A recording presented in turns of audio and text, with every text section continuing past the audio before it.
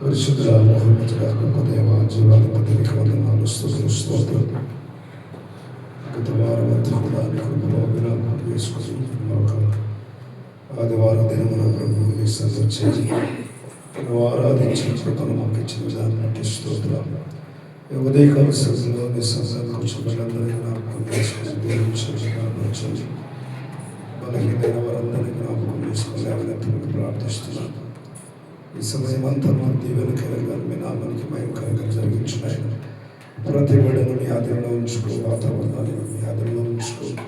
వాటి ద్వారా మస్తుల మూలమున మీ నామానికి మహిమ తెచ్చుకున్నాయి. నీ ఆత్మచేత నింపండి. ఈ ఆరాధనంత ద్వారము నుంచి ముగింపు వరకు మీ సంఘాన్ని గ్రహించు. ప్రతి ఆటంకాన్ని యేసు నామములో లయపరుస్తున్నాను. ఇంకా రావాల్సిన బిడ్డ కూడా ఉన్నారు, సకాలం నడిపించు. నీ సన్నిధి పట్ల ఆసక్తి ఆత్మత కలిగించున్నాయి. నిర్లక్ష్యతో ఉన్నవారు, బలహీనతలో ఉన్నవారిని జ్ఞాపకం చేసుకుని అయినా సహాయం చేయమని ప్రార్థిస్తున్నాం. ఈ ఆరాధన క్రమంతటికి హస్తగతం చేస్తున్నాం. పాటల ద్వారా వస్తుల మూలము బలార్పణం తండ్రి అర్పణలో ప్రభు భోజన సంస్కారం నీ వాక్య ధ్యానంలో నీ సన్నిధి మాకు అనుగ్రహించమని ప్రార్థిస్తున్నాం. తండ్రి ఆరాధన అంతట్లో మీ సంధించి తెచ్చుకోండి. మీరు ఘనత పొందమని ప్రార్థిస్తున్నాం. ప్రతిబడిని మీ ఆదరణలో ఉంచుకున్నాం. మీ సన్నిధిని అనుగ్రహించి మహిమ పొందమని మీకు ఈ కృతజ్ఞతలు చెల్లించి యేసునామమున ప్రార్థన చేస్తున్నాను మా తండ్రి.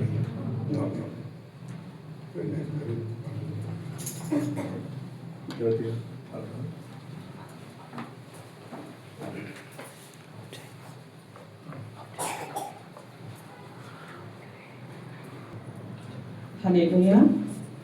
మన పాటల బుక్లోంచి 285వ సాంగ్ పాడుకుందాం. నా స్తుతి పాత్రుడా నా యేసయ్యా, నా ఆరాధనకు నీవే యోగ్యుడవయ్యా,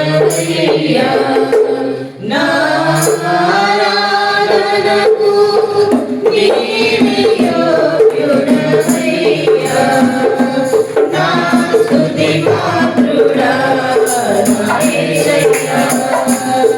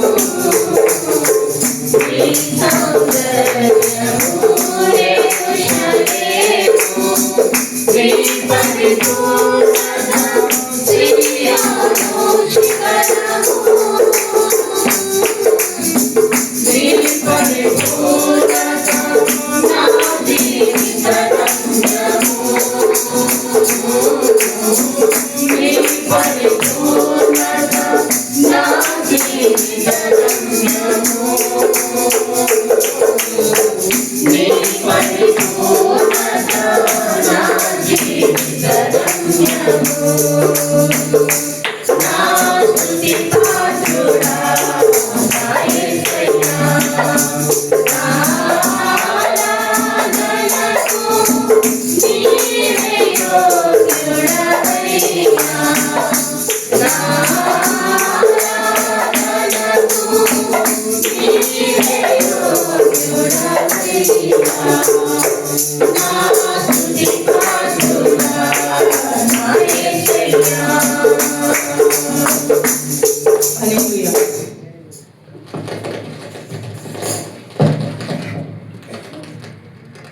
మూడు 349వ సాంగ్ పాడుకుందాం. ఇది అందరికి వచ్చిన సాంగ్ కాబట్టి అందరం కలిసి పాడుతాం. క్లాప్స్ కొడతాం. దేవుని స్తుతించుడి ఎల్లప్పుడు దేవుని స్తుతించుడి దేవుని స్తుతించుడి ఎల్లప్పుడు దేవుని స్తుతించుడి ఆయన పరిశుద్ధ ఆలయమందు ఆయన పరిశుద్ధ ఆలయమందు ఆయన సన్నిధిలో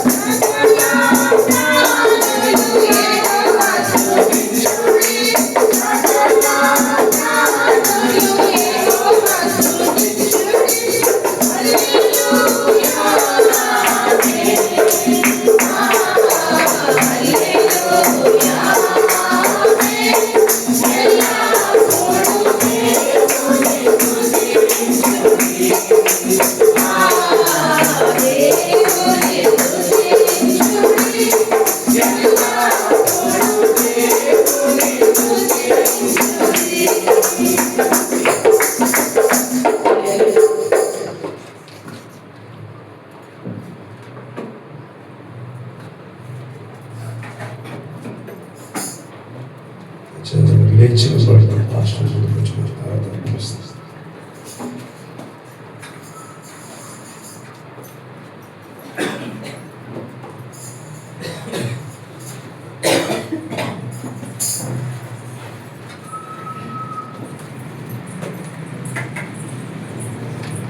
దేవుని నామములో అందరికీ వందనాలు.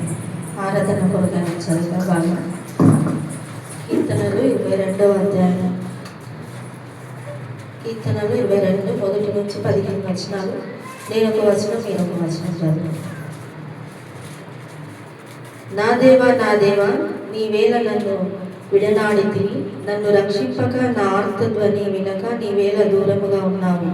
నా దేవా, పగలు నేను మొరపెట్టుచున్నాను, రాత్రివేళను నేను మౌనముగా ఉండలేదు. అయినను నీవు నాకు ఉత్తరం లేకున్నావు. నీవు ఇశ్రాయేలు చేయి స్తోత్రం మీద ఆసీనుడవై ఉన్నావు. మా పితరులు నీ యందు నమ్మిక ఉంచిరి, వారు నీ యందు నమ్మిక ఉంచగా నీవు వారిని రక్షించితివి. వారు నీకు మొరపెట్టి విడుదల నొందిరి, నీ యందు నమ్మిక ఉంచి సిగ్గుపడకపోయిరి. నేను నరుడను కాను, నేను పురుగును, నరుల చేత నిందింపబడిన వాడును, నరుల చేత తృణీకరింపబడిన వాడును. నన్ను చూచు వారందరూ పెదవి విరిచి తల ఆడించుచు నన్ను అపహసించున్నారు. యెహోవా మీద నీ భారము మోపుము, ఆయన వారిని విమోచించునేమో. వాడు ఆయనకు ఇష్టడు కదా, ఆయన వారిని తప్పించునేమో అందురు. గర్భము నుండి నన్ను తీసిన వాడవు నీవే గదా. నేను నా తల్లి యొద్ద స్తన్యపానం చేయుచుండగా నీవే గదా నాకు నమ్మిక పుట్టించితివి.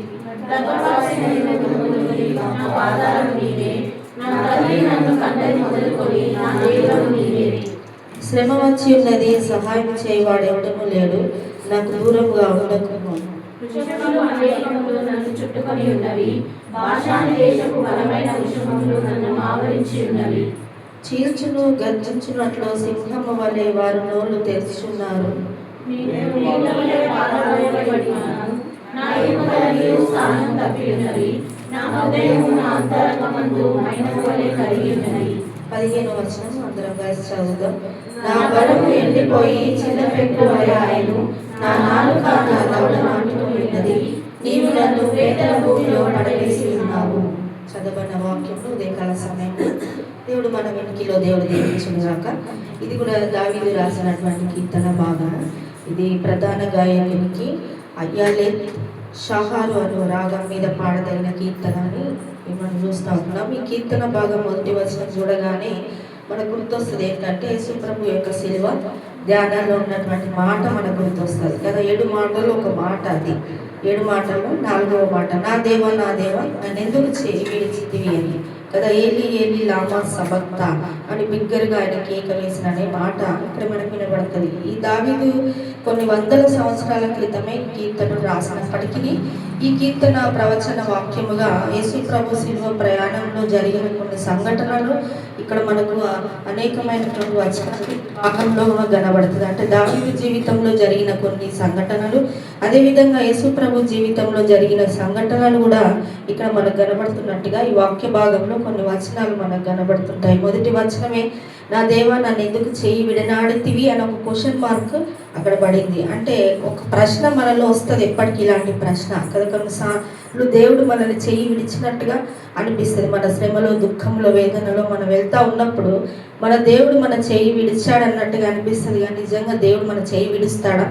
నేను విడువను, నేను నిన్ను ఎడబాయనని వాగ్దానం చేసిన దేవుడు ఆయన చెయ్యి విడిచే దేవుడు కాదు. కానీ మనలో కొన్నిసార్లు అలాంటి ప్రశ్న తలెత్తుతుంది. దావీదు జీవితంలో కూడా ఇలాంటి ప్రశ్ననే వచ్చినట్టుగా మనం, నన్ను రక్షింపక నా ఆర్తధ్వని వినక నువ్వు వేల దూరంగా ఉన్నావు అంటాడు. మళ్ళా నేను రాత్రి అనక పగలు అనక నేను మౌనంగా ఉండకుండా నేను నీకు మొరపెట్టుకుంటున్నానని దేవుని సన్నిధిలో ఈ విధంగా ప్రార్థన చేస్తున్నట్టుగా కనబడుతూ ఉంటుంది కదా. నేను నిమిషం మాత్రమే నేను విడనాడతాను, కానీ నా ఆయుష్కాలము నా దయ ఆయుష్కాలం అంతా ఉంటుందని దేవుని వాక్యంలో ఉంటుంది. నిమిషం మాత్రమే దేవుడు విడనాడినప్పుడు మనకు ఎంతో దేవుడిగా మొత్తానికి విడిచిపెట్టాడేమో మా జీవితంలో అన్నట్టుగా అనిపిస్తుంది. కానీ మన దేవుడు విడిచే దేవుడు కాదు అని దేవుని వాక్యంలో మనం చూడగలము.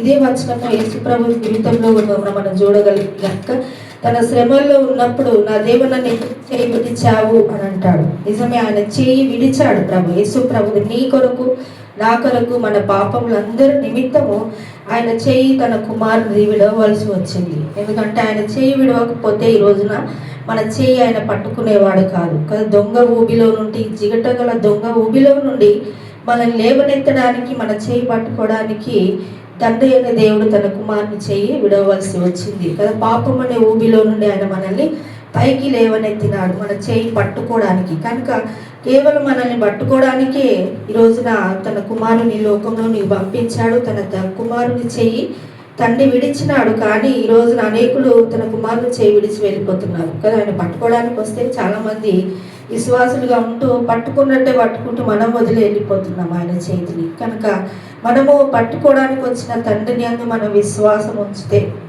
ఆయన మనల్ని ఎప్పుడు కూడా విడవడు.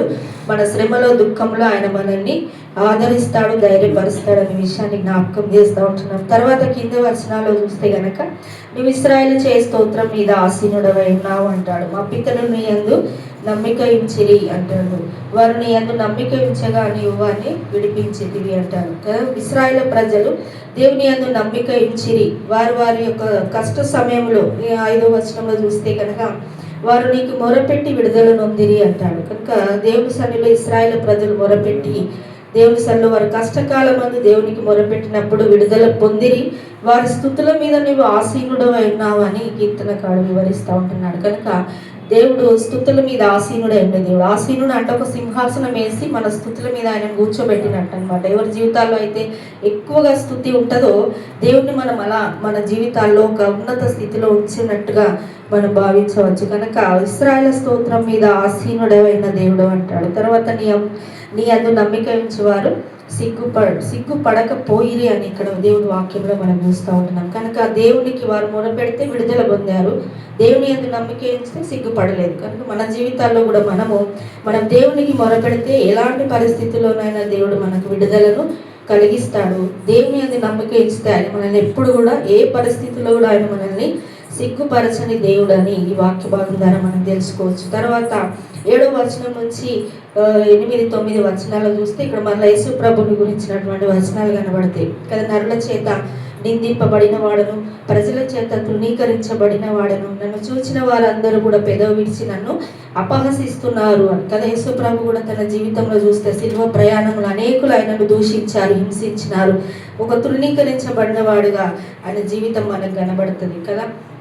యెషయా గ్రంథం 53వ అధ్యాయంలో కనుక మనం చూస్తే అతను మనుషులు చూడనొల్లని వాడుగా వ్యసనకాంతుడిగా ఆయన మార్చబడినాడు కదా. ఆ విధంగా మార్చబడినటువంటి దేవుని జీవితం మనకి ఇక్కడ కనబడ్డట్టుగా చూస్తుంది కదా. తల్లి గర్భము నుండి నన్ను తీసిన వాడవు నీవే అంటాడు. తల్లి గర్భములో ఉండగానే దేవుడు నన్ను ఏర్పాటు చేసుకున్నాడు. మనం పుట్టిన తర్వాత దేవుడు మనల్ని ఏర్పాటు చేసుకోలేదు, కానీ దేవుడు మనము తల్లి గర్భములో ఉండగానే ఆయన మనల్ని ఏర్పాటు చేసుకున్న దేవుడు అని మరొకసారి దావీదు కీర్తన ద్వారా మనకు తెలియజేస్తూ ఉంటున్నాడు. తర్వాత శ్రమ వచ్చి ఉన్నది, నాకు సహాయం చేయవారు ఒక్కరు కూడా లేరు అంటారు. నాకు అందరూ కూడా దూరంగా నిలిచి ఉన్నారు. వృషభము లాంటి మనుషులు కదా, గర్జించు సింహం వలె వాళ్ళు నోళ్ళు తెరిచి నా మీదికి వస్తున్నారని కీర్తనకారుడు వివరిస్తూ ఇక్కడ అంటున్నాడు. తన జీవితంలో జరిగిన సంఘటన ఇదే యేసు ప్రభు జీవితంలో కూడా జరిగినట్టుగా మనం చూస్తూ ఉంటాం కదా. అనేక మంది మనుషులు వృషభము లాంటి వారు సింహము వలె నోళ్ళు తెరిచి ఆయనను హింసించి తర్వాత ఇక్కడ అంటాను, నన్ను చూసిన వారందరి ఆయన నిన్ను విడిపించినేమో, ఒకవేళ నీవు ఆయనకి ఇష్టడవు కదా నిన్ను తప్పించినేమో అని అందరూ అని ఇక్కడ రాయబడింది. అంటే యేసు ప్రభువును కూడా ఇలా ఎగతాళి చేసినారు శిలువపై. నువ్వు నిజంగా దేవుని కుమారుడవు అయితే నిన్ను నీవు రక్షించుకు, మమ్మల్ని రక్షించు అనే విధంగా మాటలు కూడా ఆయనను మాట్లాడినట్టుగా మనము శిలువ ధ్యానంలో మనం ధ్యానించుకోగలుగుతాం. కనుక ఇలాంటి అందరూ మనుషుల మధ్యలో నేనున్నాను, నాకు సహాయం చేసేవారు ఒక్కరు కూడా లేరని ఇక్కడ దేవుని వాక్యంలో మనం చూస్తాం. కనుక ఈ లోకంలో మనకి ఎవ్వరు సహాయం లేకపోయినా ఇలాంటి దురవస్థ పరిస్థితిలో దేవుడు మనకు సహాయముగా ఉంటాడు. ఆయన యందు మనం నమ్మిక ఉంచితే ఆయన మనల్ని విడువడు, ఆయన ఎడబాడినడు, ఆయన మనల్ని సిగ్గుపరచని దేవుడు మనకు ఉన్నాడనే విషయం మనకు దేవుని వాక్యంలో చూస్తూ ఉంటున్నాం. తర్వాత నా ఎముకలన్నీ కూడా ఈ విధంగా నీళ్ళ వలె, నా ఎముకలన్నీ స్థానము తప్పిపోయినవి, నా హృదయం నా అంతరంగం మైనం వలె కరిగిపోయినది, నన్ను ప్రేతల భూమిలో విడిచిపెట్టి ఉన్నావు అని అంటాడు. ఇంకా యేసు ప్రభును ఆ విధంగా విడిచిపెట్టాడు నీ కొరకు నా కొరకి అనే విషయాన్ని మనం గుర్తెరగాలి. ఇంత విడిచిపెట్టకూడని భాగ్యాన్ని విడిచిపెట్టి ఆయన ఈ లోకంలోనికి వచ్చాడు. ఎందుకోసం అంటే నీ నా కొరకే వచ్చాడు. నీ నా కొరకు పాపంల నిమిత్తమే ఆయన విడిచిపెట్టబడి అనేక శ్రమలు ఇబ్బందులు ఎదుర్కొన్నాడు. అంతేకాకుండా ఆయన అనేక మంది చేత తృణీకరించబడ్డాడు. ఎన్నో నిందలు అవమానాలు మన కొరకు ఆయన అనుభవించాడు. కనుక అలాంటి దేవుణ్ణి మనము స్తుతించి దేవుని ఆరాధించాలి. అలాంటి దేవుని యందు మన విశ్వాసం ఉంచి నమ్మిక ఉంచి ఆయనను మనం వెంబడిస్తే గనక దేవుడు మనకు దేవుడుగా ఉంటాడు. అన్ని విషయాల్లో దేవుడు మనకు తోడుగా ఉండి సమృద్ధిని అనుగ్రహిస్తాడు. కనుక ఉదయకాల సమయంలో ఈ కొన్ని మాటలు దేవుడు మన ఇంటిలో దీవించుగాక. మనమందరం కూడా కొన్ని నిమిషాలు దేవుని సన్నిధిలో చేతులెత్తి దేవుని స్తుతించి దేవుని ఆరాధన చేద్దాం. దేవుడు చేసిన మేలన్నిటిని గత వారం అంతటిలో దేవుడు చేసిన మేలన్నిటిని జ్ఞాపకం చేసుకుందాం. స్తోత్రం.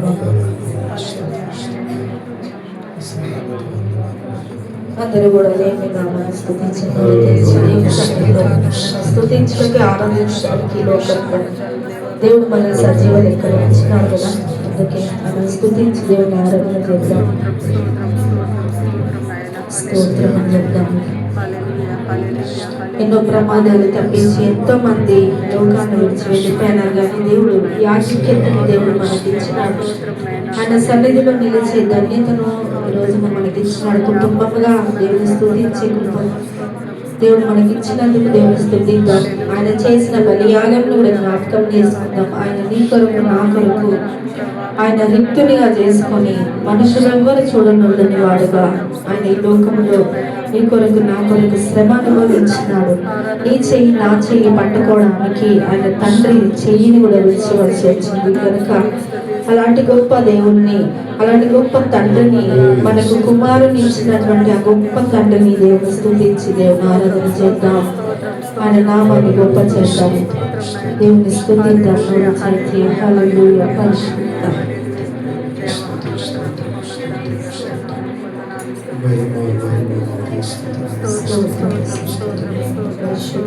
పరిశుద్ధ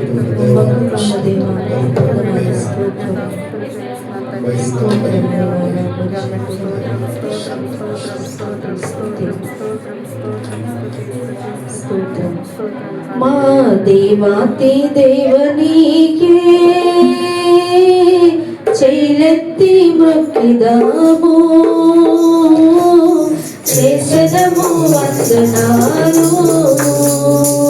మా దేవాతి దేవనీకే చెయ్యెత్తి మొక్కిదాము, చేసెదము వందనాలు. మహనీయుడావు నీవు, మరణము నొందినావు. మహనీయుడావు నీవు, మరణము నొందినావు.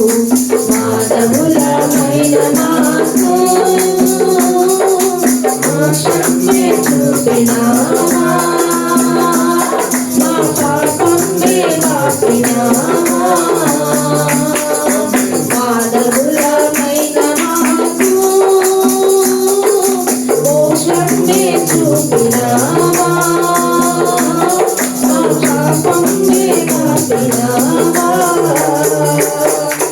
దేవాతి దేవనీకే చెయ్యెత్తి మొక్కిదాము, చేసెదము వందనాలు. నీ ఒంటిలోని రక్తం ఏ రాయి కారుతుంది, నీ ఒంటిలోని రక్తం ఏ రాయి కారుతుంది. అందించి నిన్ను సిలువపై హింసించినారా దేవా, హింసించినారా ప్రభువా. హింసించి నిన్ను సిలువపై హింసించినారా దేవా, హింసించినారా ప్రభువా. ఆ దేవాతి దేవనీకే చెయ్యెత్తి మొక్కిదాము,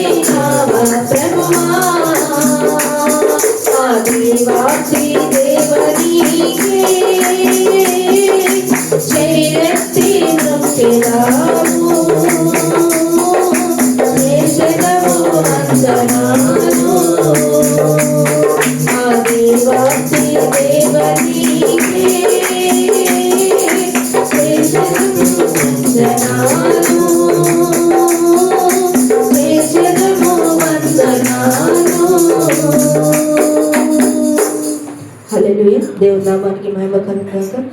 అందరం కూడా మోకరించి వ్యక్తిగతంగా దేవుని స్తుతించి ఆరాధించి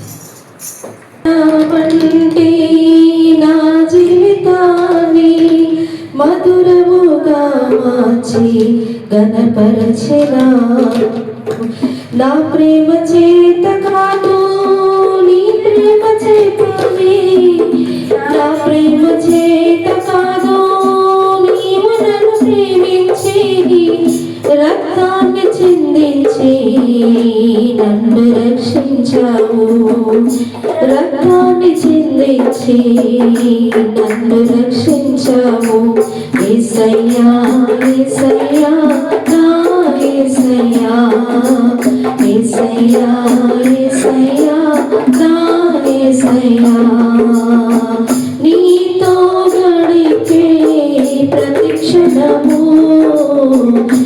ఆనంద బాష్పాలు ఆగవయ్యా నీతో గడిపే ప్రతి క్షణము ఆనంద బాష్పాలు ఆగవయ్యా కృపతలంచగా మేలు యోచింపగా కృపతలంచగా మేలు యోచించగా నాగల మాటలు స్తుతించగా నిన్ను కీర్తించగా యేసయ్యా యేసయ్యా నా యేసయ్యా యేసయ్యా యేసయ్యా నా యేసయ్యా యేసయ్యా యేసయ్యా నా యేసయ్యా యేసయ్యా యేసయ్యా నా యేసయ్యా గమ్యమే లేని ఓ బాటసారిని నీతో ఉన్నాను భయము లేదన్నాను గమ్యమే లేని ఓ బాటసారిని నీతో ఉన్నాను భయము లేదన్నాను నా శక్తి చేత కాదు నీ ఆత్మ ద్వారానే నా శక్తి చేత కాదు నీ ఆత్మ ద్వారానే వాగ్దానం నెరవేర్చి వారసుని చేశావు వాగ్దానం నెరవేర్చి వారసుని చేశావు యేసయ్యా యేసయ్యా నా యేసయ్యా యేసయ్యా యేసయ్యా నా యేసయ్యా నీతో గడిపే ప్రతి క్షణము ఆనంద బాష్పాలు ఆగవయ్యా నీతో గడిపే ప్రతి క్షణము ఆనంద బాష్పాలు ఆగవయ్యా కృపతలంచగా మేలు యోచించగా కృపతలంచగా మేలు యోచించగా నాగల మాటలు స్తుతించగా నిన్ను కీర్తించగా యేసయ్యా యేసయ్యా నా యేసయ్యా యేసయ్యా యేసయ్యా నా యేసయ్యా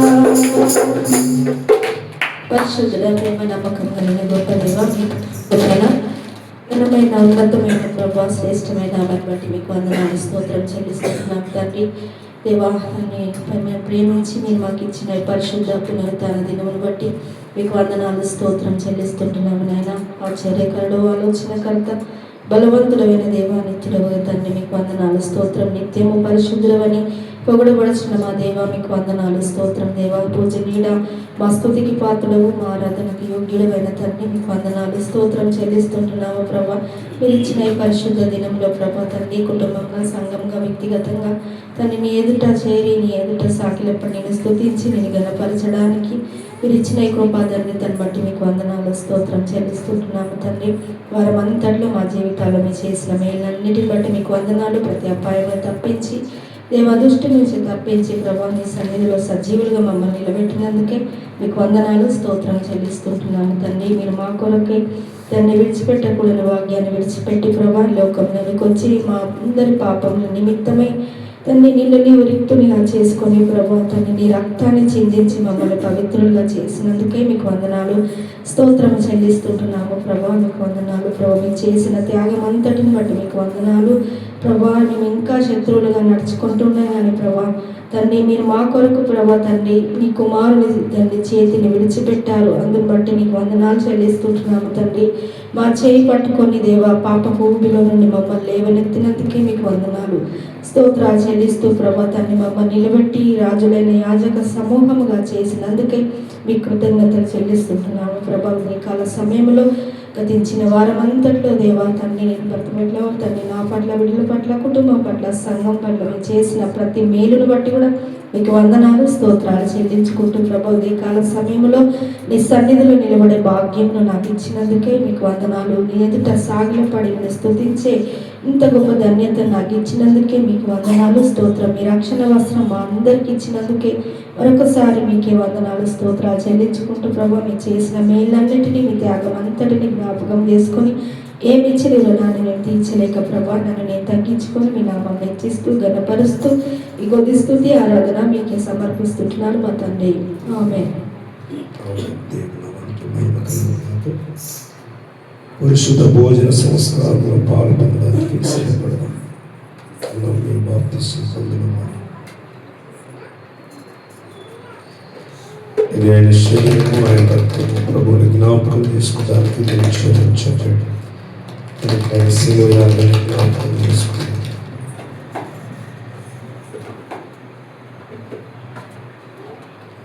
మీ బాప్తిస్మం పొందిన వారు ప్రార్థన పూర్వకంగా లేచి ఇవ్వండి.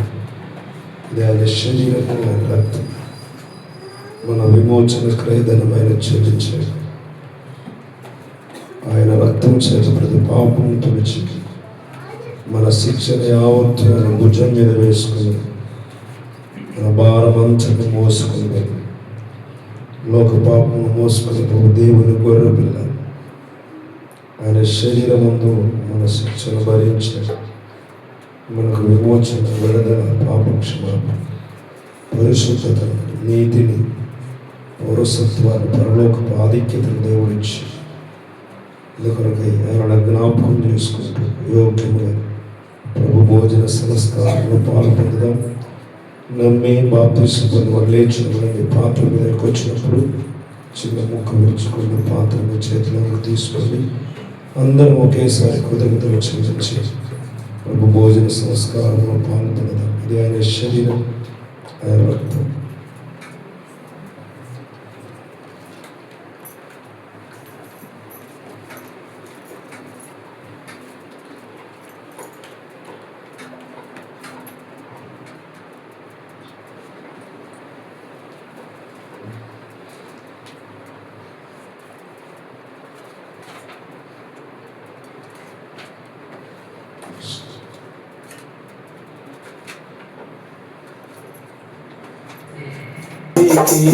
అందులకి భయముంది అందులకి భయముంది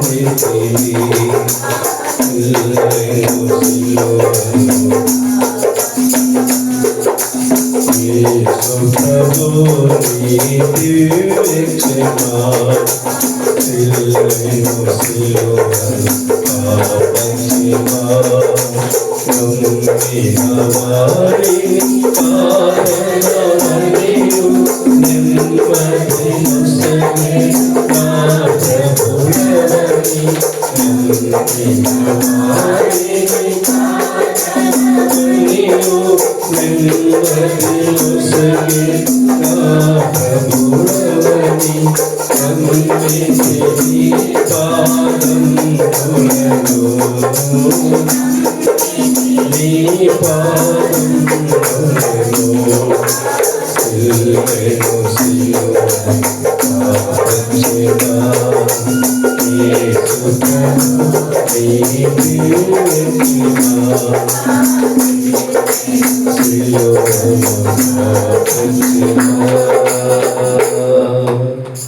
కూర్చుని లేచి పడదాం. ప్రభు పాదాలు పట్టుకుని ప్రార్థన స్తుతి చెల్లిద్దాం. ఎన్నిక లేని మనకు పాపభూయిష్టమైన జీవితం బ్రతికిన మన నిమిత్తం మరణ సంబంధులు, లోక సంబంధులు, బలహీనులమైన మన కొరకు ఆయన లోకానికి దిగి వచ్చి సెలవులో చేసిన త్యాగం, ఆయన ప్రేమ మరువనిది, ఎన్నడు ఎడబాయనిది, వాత్సల్యత చూపి ఆయన కృప కొరకై కృతజ్ఞతలు చెల్లుతాం. ఇంకా రక్షణ పొందని వారు రక్షణ పొందని తీర్మానం చేసుకొని మారు మనసు పొందని సిద్ధపడండి. రక్షించబడి బలహీనతలు ఉండి ప్రభు భోజన సంస్కారానికి దూరం అయిపోతున్నాయి. శరీరానికి ఆహారం పెట్టకపోతే ఎలా పోషించిపోతుందో, ఆధ్యాత్మికతలో ఈ ఆహారం తినకపోతే, ప్రభు భోజన సంస్కారంలో పాలు పొందకపోతే మీ అంతటి మీరు జీవం గలవారై ఉండలేదు. ఇది నిత్య జీవం కొరకైన జీవాహారం అనే వాక్యం చెప్తుంది. అలాగే యోగ్యులంగా బ్రతుకుదాం. సంఘం వెలుపల ఎందరో నశించిపోతున్నారు. వారందరి రక్షణ విమోచన సువార్త ప్రకటించు. దేవుని వైపు తిరింపబడిన సన్నిధికి రాగలకు ప్రార్థించాం. పరిశుద్ధుడా, మహోన్నతుడా, గొప్ప దేవానికి స్తోత్రం. ఆయన ఎన్నిక లేని మమ్మల్ని ఏర్పరచుకున్నది సొంతగానే జనాంగముగా చేసుకుని పరిశుద్ధ భోజన సంస్కారంలో పాలు పొందే కృపను మాకించి పాలు పొందే బతుకుడని బట్టి శుద్ధిస్తుంది ప్రేమించి ఇంకా రక్షణ లేకుండా కాలక్షేపణ చేస్తున్నా, నిర్లక్ష్యతలో ఉంటున్నాం. నీ మాటలు వింటులేని వారుగా ఉంటున్నాం. వారి మీద దర్శించినది అయినా నేడు తీర్పు పిల్లగానే ఇల్లు చక్క పెట్టుకోవడానికి సాధించాం. వారి జీవితాన్ని పాపక్షమాపణ పొంది రక్షించబడిన అనుభవంలోనికి నడిపించండి. అయినా నీకు స్తుతి. ఇంకా సంఘం వెలుపల మా నెలవరులు, కుటుంబీకులు, స్నేహితులు, శ్రేయభిలాషులు, మా బంధువులు ఎందరో నశించిపోతున్నారయ్యా. మా దేవుడు కాదని మాకొద్దని విస్మరిస్తున్నారు. అలాంటి వారిని జ్ఞాపకం చేసుకో. నీ ఒక్కరిని ప్రకటించిన ఆయన నడిపించి రక్షణ పొందే కృప దయచి అయ్యా, నీ మరణాన్ని పునరుత్థాన్ని ప్రచురించడానికి ఇంకా మమ్మల్ని సజీవ లెక్కలో ఉంచుతున్న దాన్ని బట్టి స్తోత్రం. అది చేసిన మేలన్నిటి కొరకు ఈ పరిశుద్ధ భోజన సంస్కారంలో పాలు పొందే కృపను మాకు ఇచ్చినందుకే సమస్తాన్ని బట్టి మీకు కృతజ్ఞతలు చెల్లించి యేసునామమున ప్రార్థన చేస్తున్నాను మా తండ్రి. దేశం నిలబడినప్పుడు పాట పాడుతున్నప్పుడు ప్రభు మన కానుకలను అర్పణ ప్రభుకు సమర్పిద్దాం. ఎంతగానో ప్రేమించును, నన్ను ఎంతగానో కరుణించును నా యేసుడు మన పాట పాడుతున్నప్పుడు మన ప్రభుకు మన అర్పణలు కానుకలు సమర్పిద్దాం. 283 నెంబర్ పాట పుస్తకంలో 283 నెంబర్ పాట. నన్ను ఎంతగానో ప్రేమించను, ఎంతగానో కరుణించను పాట పాడుకు.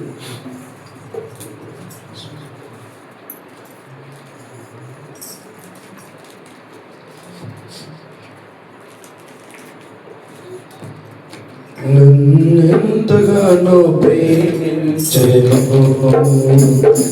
నన్నెంతగానో కరుణించెను, నన్నెంతగానో ప్రేమించెను, నన్నెంతగానో కరుణించెను. నా యేసుడు నా పాపను, నా శాపము కరుణించెను, కరుణించెను, కరుణించెను. ఎంతగానో ప్రేమించెను, ఎంతగానో కరుణించెను. సాతాను బంధనము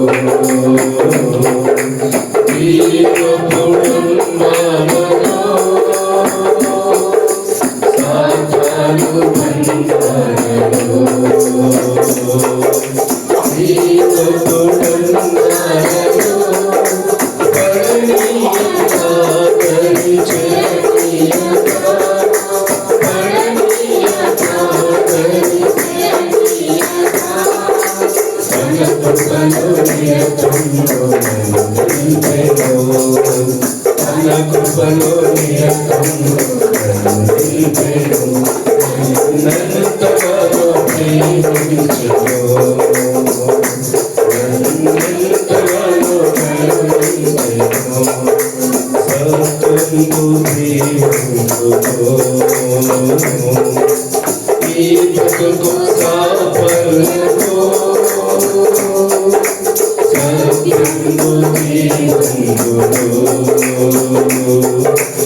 ఈ బ్రతుకు సాఫల్యము ప్రేమించెను నన్ను చూపించెను ప్రేమించెను నన్ను చూపించెను వర్ణించగాయేను ఆ ప్రభువును వర్ణించగాయేను ఆ ప్రభువును కరుణంతలో ప్రేమించెను కరుణంతలో కరుణించెను ఘనమైన ప్రేమతో వెలలేని త్యాగములకు ఘనమైన ప్రేమతో వెలలేని త్యాగములకు ప్రేమితో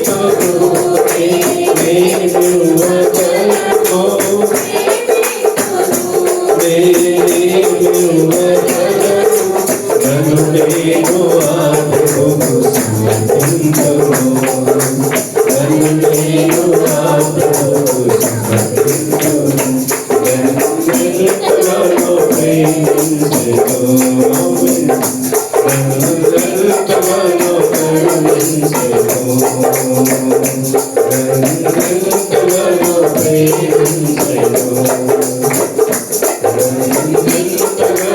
ప్రేమించెను అందరూ కూర్చుందాం. ఎంత పడ్డ కానుకలు ప్రార్థన చేసుకుంటాం. బాలయ్య గారు ముందుకు వచ్చి ప్రార్థన చేసుకుంటాం. కానుకల కొరకు దేవుని వాక్యం కొరకు ప్రార్థన చేసుకున్నాం. బాలయ్య గారు ప్రార్థన చేస్తాం.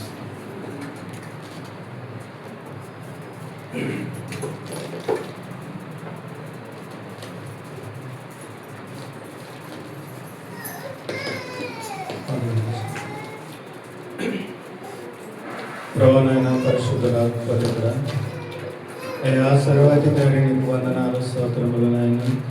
గడిచిన నా తండ్రి అయ్యా అందరి గత కాలం నుండి ఇంతవరకు ప్రభా నీ సజీవ రీతిలో భద్రపరచు నీకు వందనాలు స్తోత్రములు నాయన. నీకు ఇచ్చిన ప్రభా మరి నాయన జన్మాన్ని భద్రతను బట్టి నీకు వందనాలు స్తోత్రములు చెల్లిస్తున్నాను ప్రభా. మరి నా తండ్రి నీ పునరుత్థాన దినములో ప్రభా నీ మందిర ఆలయంలో ప్రభా మరి నాయన మేము చేరి నిన్ను స్తుతించి ఆరాధించుటకు నీ నామాన్ని మహిమపరచుటకు ప్రభా నీవు ఇచ్చిన ఈ గొప్ప ధన్యతను బట్టి నీకు వందనాలు స్తోత్రములు చెల్లిస్తున్నాను తండ్రి. అయా నీ పరిశుద్ధ బిడ్డల మధ్యలో ప్రభా నేను కూడా చేరి అయా నాయన నిన్ను ఆరాధించే భాగ్యాన్ని ఇచ్చావు. నీకు వేలాది వందనాలు స్తోత్రములు ప్రభా. అయా మరి నాయన పాటల ద్వారా ప్రభా నాయన నీవు మహిమ పొందినందుకు నీకు వందనాలు స్తోత్రములు ప్రభా. అయా మరి నా తండ్రి మరి నీ బిడ్డలు ప్రభా మరి నీ సన్నిధికి తీసుకొని వచ్చిన కానుకను బట్టి నీకు వందనాలు ప్రభా. అయా మరి నా తండ్రి నీవు ఇచ్చిన దాంట్లో నుండి అయా మళ్ళీ నాయన నీ బిడ్డలు నీకు ఇవ్వడం కొరకు నీవు చూపిన కృపను బట్టి నీకు వందనాలు తండ్రి. అయా ఈ కానుకలు ప్రభా 30 అంతలు 60 అంతలు 100 అంతలుగా ఫలింపచేయండి. అయా మరి నాయన కానుకలు ప్రభా నా తండ్రి నీ దాసుడు ప్రభా నీ సేవమిత్తమై వాడుచుండగా అయా మరి నాయన మీ కృప చూపండి తండ్రి. నీకు వందనాలు పరిశుద్ధాత్మదేవ. మరి నీ దాసుని ప్రభా నీ చిలువ చాటును మరుగుపరిచి ప్రభా మరి నాయన వాక్యమును అయా మరి నాయన మాకు అందిస్తుండగా మీరు తోడుగా ఉండి నాయన మరి నా తండ్రి అది మేము ఇని గ్రహించే మనసు మాలో దయచేయమని పరిశుద్ధాత్మ తండ్రి నీకు వేలాది వందనాలు స్తోత్రములు చెల్లిస్తూ యేసు పరిశుద్ధ నామములో ప్రార్థించి వేడుకుంటున్నాను పరమ తండ్రి. ఆమేన్. దేవుని నామానికి మహిమ కలుగుగాక. ప్రకటన విందాం. ముందుకు వచ్చి ప్రకటన స్మరించేస్తాం.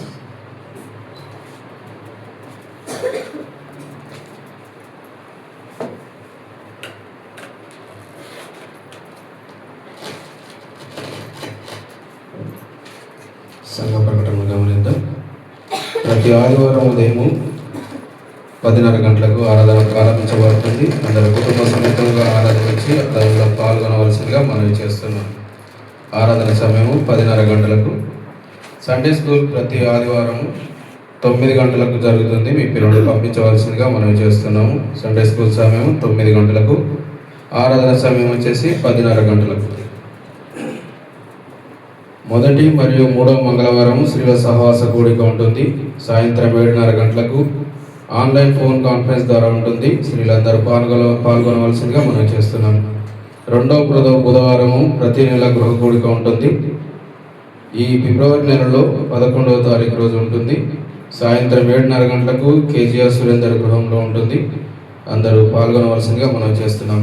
ఈ నెల 2వ బుధవారము 11వ తారీఖు కేజీఆర్ సురేందర్ వారి గృహంలో గృహ కూడిక ఉంటుంది. అందరూ పాల్గొనండి. ప్రతి శుక్రవారం సంఘ ప్రార్థనలు 7:30 గంటలకు ఆన్లైన్ ఫోన్ కాన్ఫరెన్స్ ద్వారా జరుగుతున్నాయి. అందరూ పాల్గొనవలసిందిగా మనం చేస్తున్నాం. అనారోగ్యంతో ఉన్న వారి కొరకు ప్రార్థన చేయండి. వారి పేర్లు ఎస్తేరమ్మ, పురుషోత్తం, పరమేష్, రామస్వామి, కేజీఆర్, స్వామిదాస్, శీలమ్మ, ఈశ్వరమ్మ, రియాన్, జీవన్ రాజ్, జ్యోతి, మాధవి, బసవయ్య, జాన్సాంటి వాళ్ళ అమ్మగారు, దయాసాగర్, గౌరీ పిల్లల గురించి, నిర్మల జ్యోతి, గణపతిరావు, ఇమానియల్ అంకుల్, పాస్టర్ గారి గురించి మరియు అద్వైతి గురించి ప్రార్థించవలసిందిగా మనం చేస్తున్నాను. మందిర స్థలము పరిచర్య అభివృద్ధి కొరకు, ఆర్థిక విషయాల కొరకు ప్రార్థన చేయండి, సహకరించండి. ప్రతి నెల మందిరం కొరకు ఇవ్వాల్సిన 1000 రూపాయలు 15వ తేదీలోపు బ్రదర్ సురేందర్ గారికి ఇవ్వాల్సిందిగా మనం చేస్తున్నాము. ఈ ఫిబ్రవరి నెలలో బర్త్డేలు మరియు మ్యారేజ్ డేలు జరుపుకునే వారికి సంఘం తరపున శుభములు తెలియజేస్తున్నాము. బర్త్డేలు దేవన్ కుమార్ 12th ఫిబ్రవరి, సాయి కుమార్ 13th ఫిబ్రవరి, శైలేజ 19th ఫిబ్రవరి, సంజన పార్వతి 22nd ఫిబ్రవరి, విజయలక్ష్మి 26th ఫిబ్రవరి. ఆత్మీయ జన్మదినములు కె జ్యోతి రాజరత్నం 12th ఫిబ్రవరి, అమృతరావు గారు 17th ఫిబ్రవరి, జోసఫ్ 17th ఫిబ్రవరి, ప్రవీణ్ 17th ఫిబ్రవరి, మేరీ రాంబాబు 19th ఫిబ్రవరి. మ్యారేజ్ డేలు ఝాన్సీ అమృతరావు గారు 4th ఫిబ్రవరి, పార్వతి వెంకటేష్ 24th ఫిబ్రవరి, మరియా సంజీవ్ 26th ఫిబ్రవరి. వీరందరినీ దేవుడు దీవించును గాక. ప్రతి నెల మీ దశాంభావములు, కానుకలు, కృతజ్ఞతార్పణలు అర్పించి దైవ దీవెనలు పొందండి. ఈ కొద్ది ప్రకటనలు దేవుడు అటు రీతిగా జరిగించును గాక. ఆమేన్. సాక్ష్యం చెప్పేవారు ఉన్నారు ఎవరైనా? సాక్ష్యం చెప్పేవారికి అవకాశం ఇస్తుంది.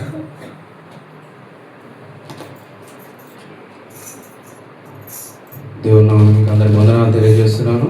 గత 2 వారాలుగా జీవన్ రాజుకు హెల్త్ బాగాలేకుండే, చికెన్ పాక్స్ వచ్చిండే. ఆ రోజు సండే రోజు ఇక్కడికి వచ్చాము. వచ్చిన తర్వాత కొంచెం అలానే ఉంది, కానీ మేము అది చికెన్ పాక్స్ అనుకోలేదు. మామూలుగా ఏదో వేడి వల్ల కురుపులు ఉండొచ్చు అనుకున్నాం. అది మండే రోజుకు ఎక్కువ అయిపోయినాయి. మండే రోజు హాస్పిటల్ తీసుకెళ్తే డాక్టర్ చికెన్ పాక్స్ అయినాయని చెప్పారు.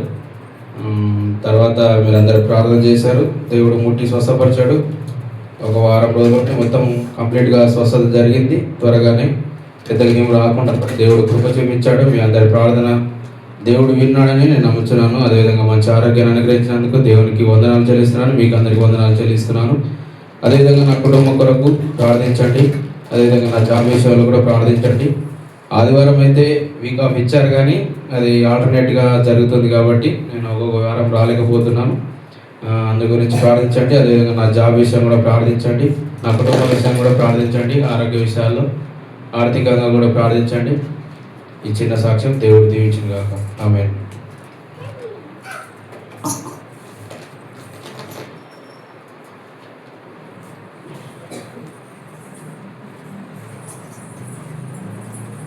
ఇంకెవరైనా సాక్ష్యం చెప్పారు?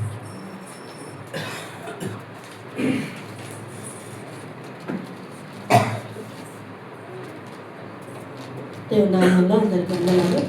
ఈ వారం అంతట్లో దేవుడు మా జీవితాలు చేసిన దేవుడు సాక్ష్యంగా చెప్పాలని ఎంచుకుంటున్నాను.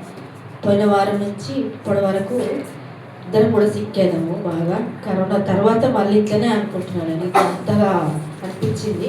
పోయిన వారము అక్కడ లాలపేటకి వెళ్ళేసి వచ్చిండు. కొంచెం గొంతు నొప్పిగా ఉంది అని చెప్పి అట్లనే ఇక్కడ కూడా నేను చెప్పిన అనుకున్నాం. కానీ తర్వాత నైట్ వరకు చాలా విపరీతంగా అయిపోయింది. గొంతు నొప్పి, దగ్గు, జలుబు, జ్వరం.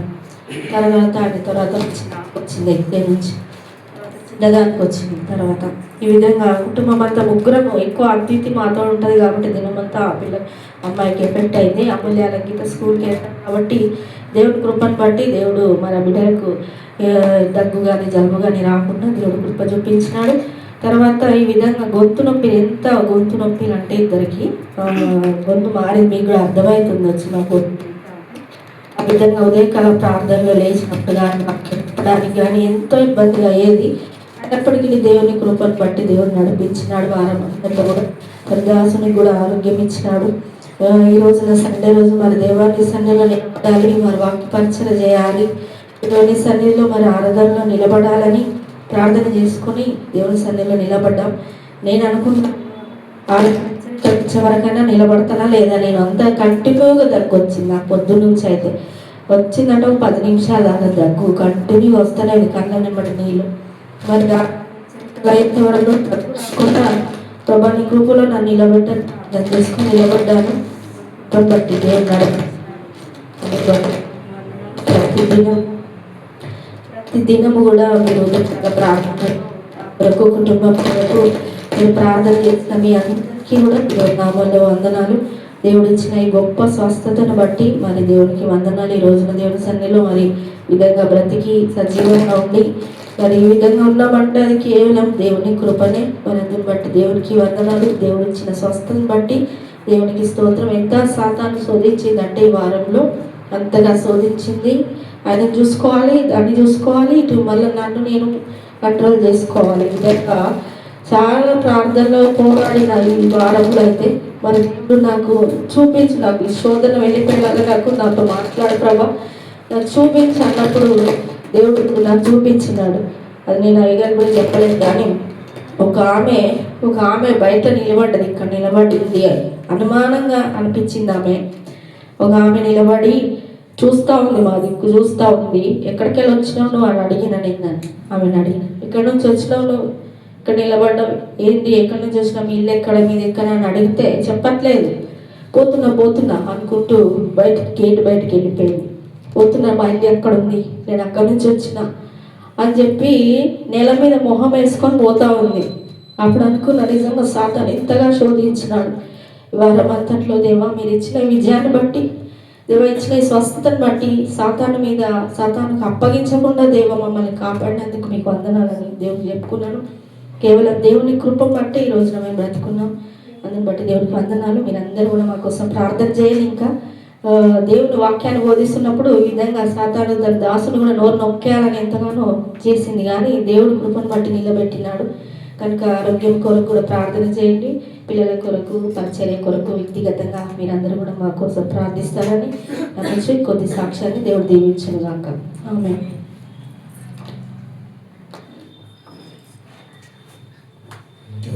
సాక్ష్యం చెప్పడానికి ఎవరు లేకపోతే స్పెషల్ సాంగ్స్ నిర్మల జ్యోతి ప్రత్యేకమైన పాట.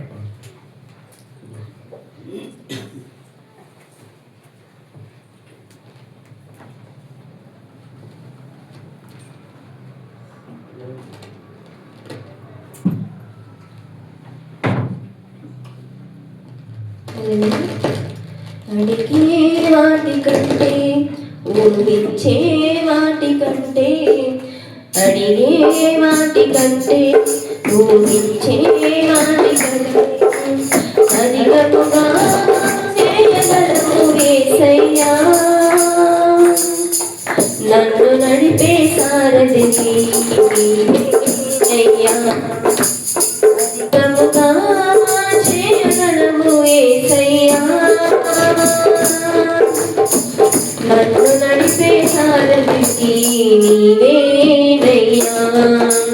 అడిగే వాటి కంటే, ఊహించే వాటి కంటే,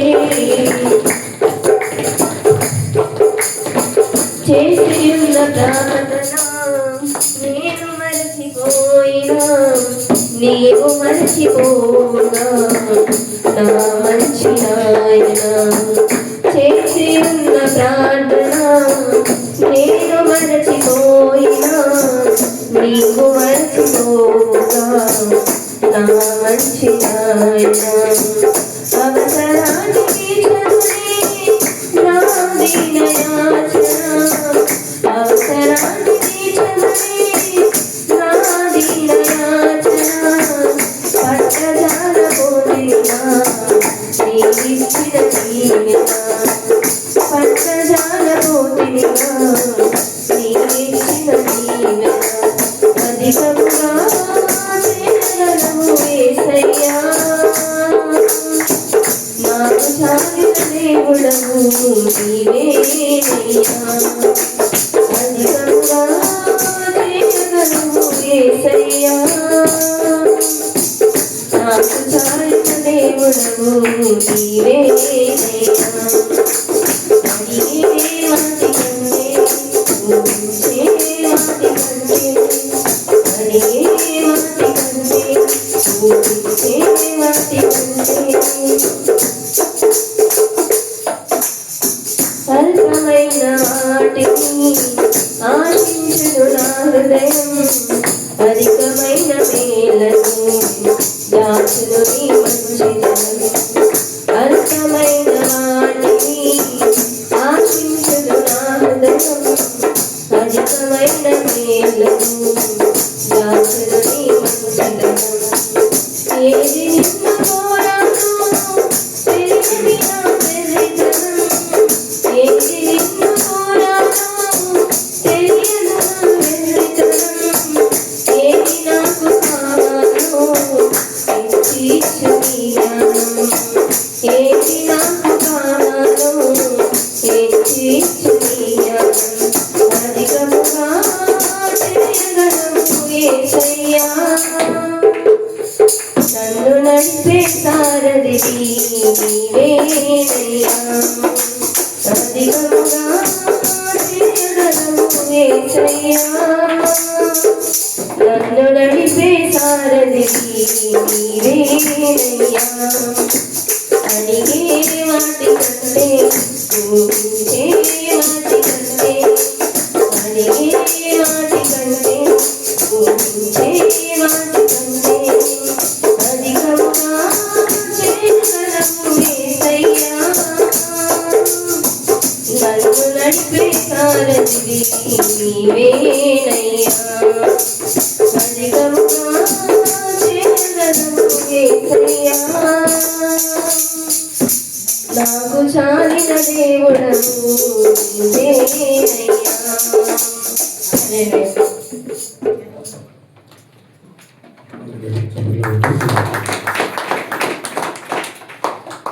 జీవ ప్రత్యేక పేరు పాట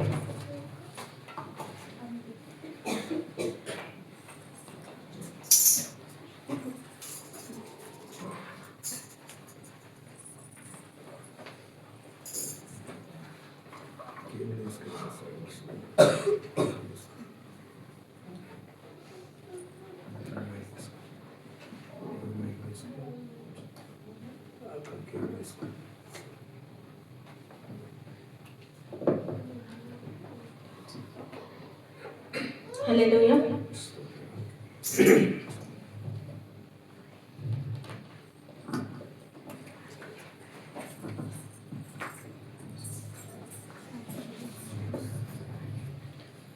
నా ప్రాణ ప్రియుడా మహనీయుడా నా యేసయ్యా నీతో ఉంటానయ్యా నా ప్రాణ ప్రియుడా మహనీయుడా నా యేసయ్యా నీతో ఉంటానయ్యా నీవే కావాలి యేసయ్యా నీతో ఉంటానయ్యా నీతోనే ఉంటాను యేసయ్యా నిన్ను విడువలేనయ్యా నీవే కావాలి యేసయ్యా నీతో ఉంటానయ్యా నీతోనే ఉంటాను యేసయ్యా నిన్ను విడువలేనయ్యా నా ప్రాణ ప్రియుడా మహనీయుడా నా యేసయ్యా నీతో ఉంటానయ్యా నా ప్రాణప్రియుడా మహనీయుడా నా యేసయ్యా నీతో ఉంటానయ్యా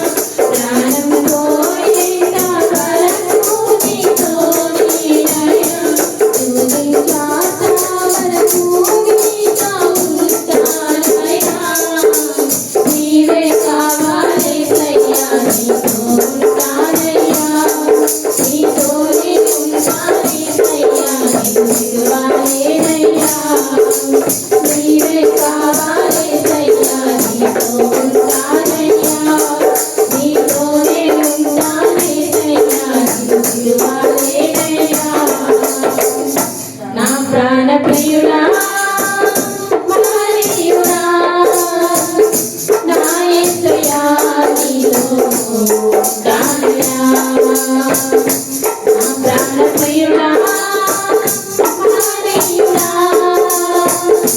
నా యేసయ్యా నీతో ఉంటానయ్యా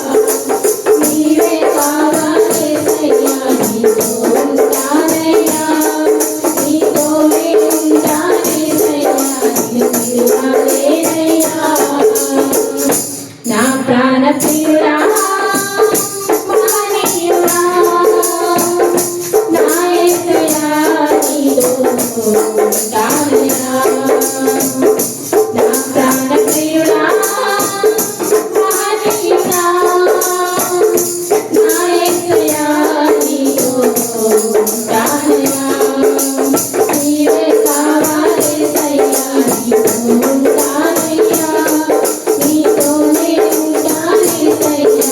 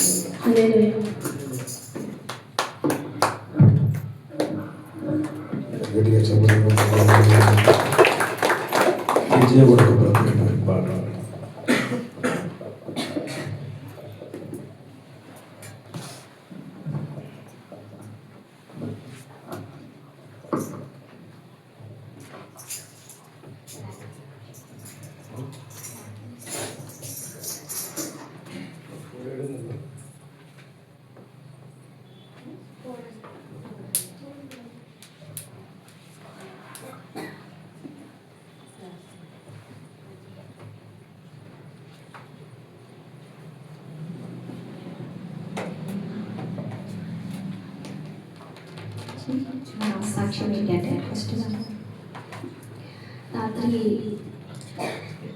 రాత్రి పడుకున్నాను. అయితే మధ్యరాత్రి 2:40 అవుతుంది.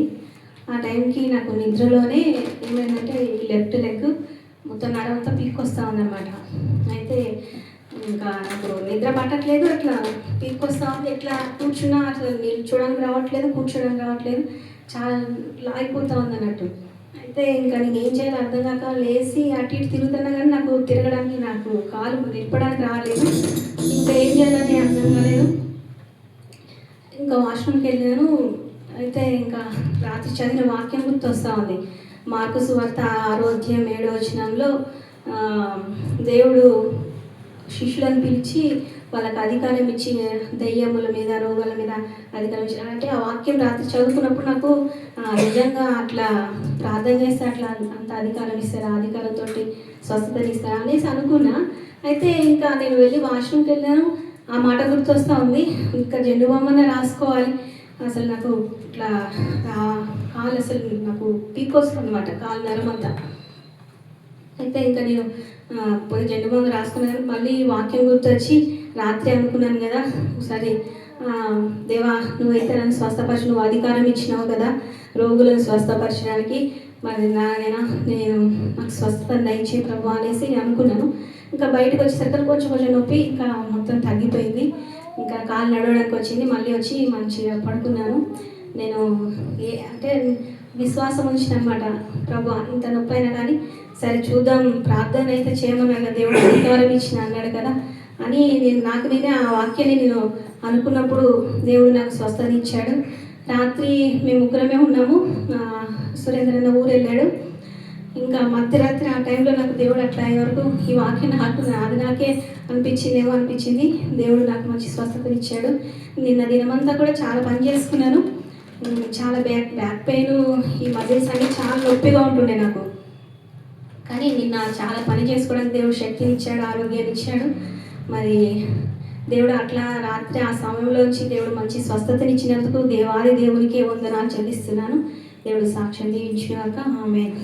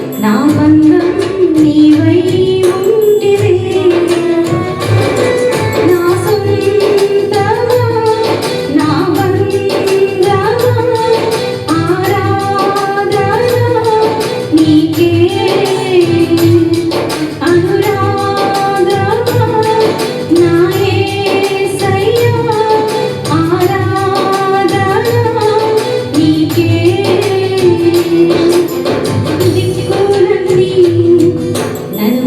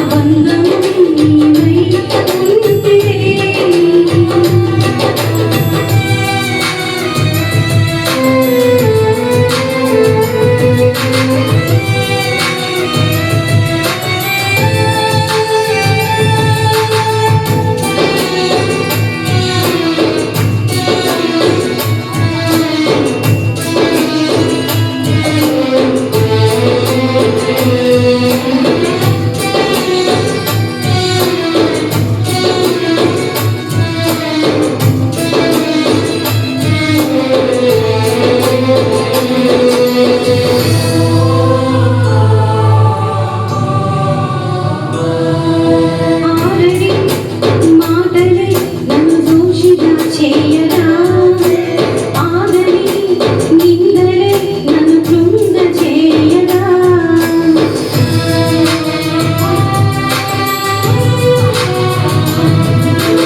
ఆరడి మాటలే నన్ను దోషిగా చేయగా ఆగని నిందలే నన్ను కృంగ చేయగా చేతులే గాయాలే హేళన చేయగా ఎదుటే నిలిచిన ఇవి నాగరికి చేయగా చేతులే గాయాలే నన్ను హేళన చేయగా ఎదుటే నిలిచిన నీవే నాగరికి చేయగా నడిచిన కాలం నడిచిన మార్గం నీవే చూచినది కదిలిన కాలం కదిలిన హృదయం నీవే మార్చినది గడిచిన కాలం నడిచిన మార్గం నీవే చూచినది కదిలిన కాలం కదిలిన హృదయం నీవే మార్చినది నా సొంతమా నా బంధమా ఆరాధన నీకే అనురాగమా నా యేసయ్యా ఆరాధన నీకే దిక్కులన్నీ వెక్కిరించిన నా దిక్కై నీవై ఉంటివే బంధాలన్నీ బహుళమైన నా బంధం నీవై ఉంటివే.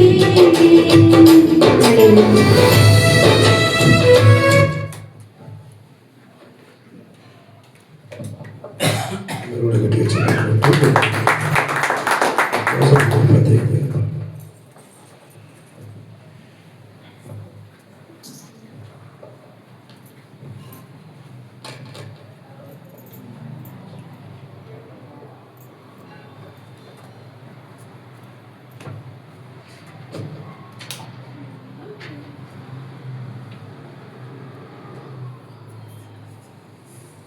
మన పాటల పుస్తకం నుంచి 497 నెంబర్ పాట 497.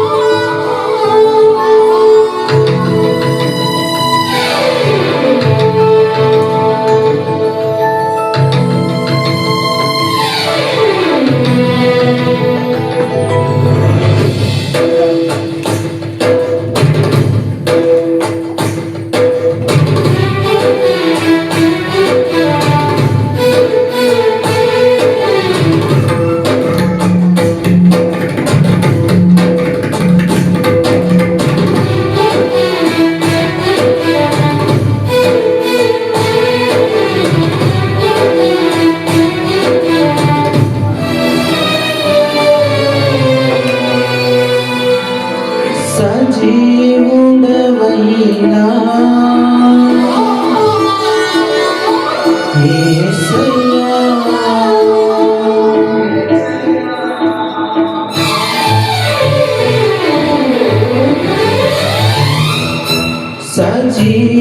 సజీవుడవైనా యేసయ్యా నిన్నాశ్రయించిన నీ వారికి సహాయుడవై తృప్తిపరచితివే సముద్రమంతా సమృద్ధితో యేసయ్యా నిన్నాశ్రయించిన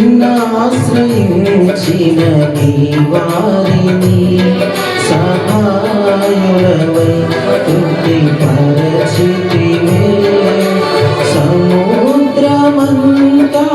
సమృద్ధితో ఆనందించద నీలో అనుదినము కృప పొంది ఆరాధించద నిన్నే ఆనంద ధ్వనులతో ఆనందించద నీలో అనుదినము కృప పొంది ఆరాధించద నిన్నే ఆనంద ధ్వనులతో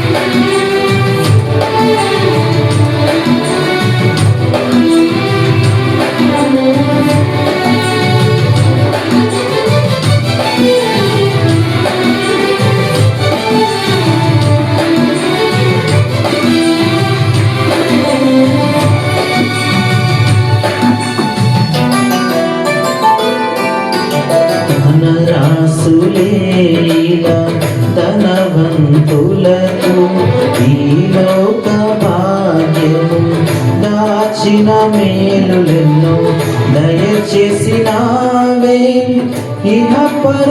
అంశం ఏంటి అంటే విమోచకుడు లేదా నా విమోచకుడు అనే మాట గురించి మాట్లాడుకుంటాం. ఎందుకు విమోచకుడు అన్న మాట అని ఆలోచన చేసినప్పుడు కొన్ని పరిస్థితులు మనకు కలుగుతున్నప్పుడు, కష్టాలు, శ్రమలు, శోధనలు, లేకపోతే క్లిష్టమైన పరిస్థితులు కలుగుతున్నప్పుడు ఎవరైనా ఈ బాధలో నుంచి విడిపిస్తే బాగుండే, ఎవరైనా ఈ సమస్య భరిస్తే బాగుండే, ఎవరైనా దీంట్లో నుంచి మనం చులకన చేస్తే బాగుండే అనే ఆలోచన సర్వసాధారణంగా మనకు వస్తుంది. కానీ కష్టాలు కలుగుతున్నప్పుడు, శ్రమలు కలుగుతున్నప్పుడు ఎవరు కూడా దగ్గరికి రారు, ఎవరు కూడా భరించరు, ఎవరు కూడా ఒకరి శ్రమ ఒకరు తీసుకోవడానికి ఇష్టపడరు. అలాంటి సందర్భంలో యోబు నాకు గుర్తొచ్చాడు. యోబు కూడా మిగట మీద శ్రమలు కలిగాయి, బహు శ్రమపడ్డాడు, బహు వ్యాధిగ్రస్తుడైపోయాడు కదా. ఆస్తి, అంతస్తులు, కుటుంబం, పిల్లలు చిన్న భిన్నమైపోయింది కుటుంబం అంతా కూడా. అప్పుడు యోబు పలుకుతాడు, నాకు ప్రతివాదిగా ఉండే దేవుడు నాకుంటే బాగుండే కదా, నా పక్షమున వ్యాజ్యమాడాలి, నా పక్షం నన్ను విడిపించాలి, నా పక్షమున నా కార్యం చేయాలి అని యోబు పలుకుతూ వస్తూ చివరికి ఒక మాట పలుకుతాడు. యోబు ఏం పలుకుతాడంటే యోబు గ్రంథం 19వ అధ్యాయం 25 నుంచి 27 వరకు గల మాటల్ని మనం చదువుకున్నాం. యోబు గ్రంథం 19వ అధ్యాయం 25 నుంచి 27 వరకు, నా విమోచకుడు సజీవుడని, తర్వాత ఆయన భూమి మీద నిలుస్తాడని, నా చర్మము చీకిపోయిన తర్వాత ఈ శరీరం చీకిపోయిన ఈ శరీరంతో నేను దేవుని చూస్తాను. 27 వరకు చదువు. నా మట్టుకు నేనే ఆయనను చూస్తాను, మరి ఎవరు కాదు.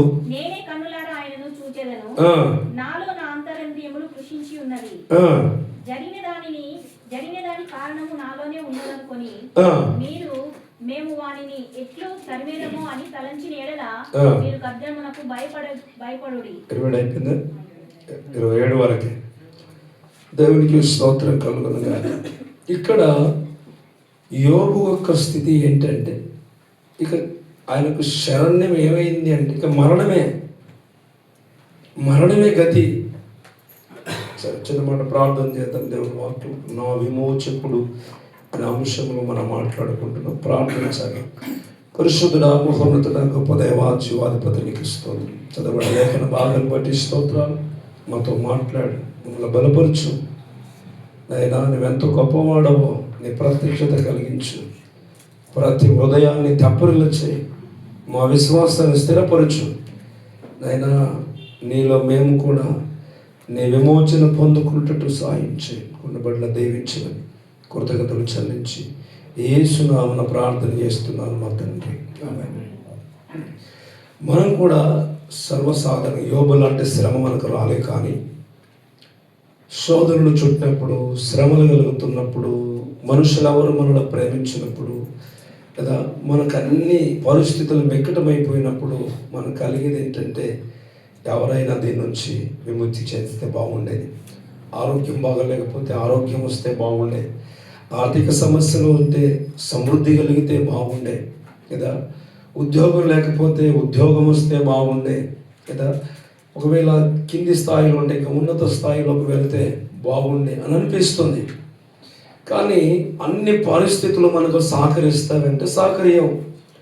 మనుషులు మనల్ని ఆ స్థితిలోకి తీసుకొస్తారంటే ఎవరు కూడా ఈ లోకంలో లేరు అని మనం తెలుసుకోవచ్చు. అయితే కానీ పరిశుద్ధ గ్రంథములో దేవుని వాక్యాన్ని ధ్యానిస్తున్నప్పుడు యోబు అలాంటి సిచ్యువేషన్ ఫేస్ చేసినప్పుడు అతడు చెప్తున్న ఈ క్రైస్తవ సమాజానికి లేదా సంఘానికి ఆయన చూపుతున్న ఒక గురి ఏంటి అంటే మనకంటూ ఒక విమోచకుడు ఉన్నాడు.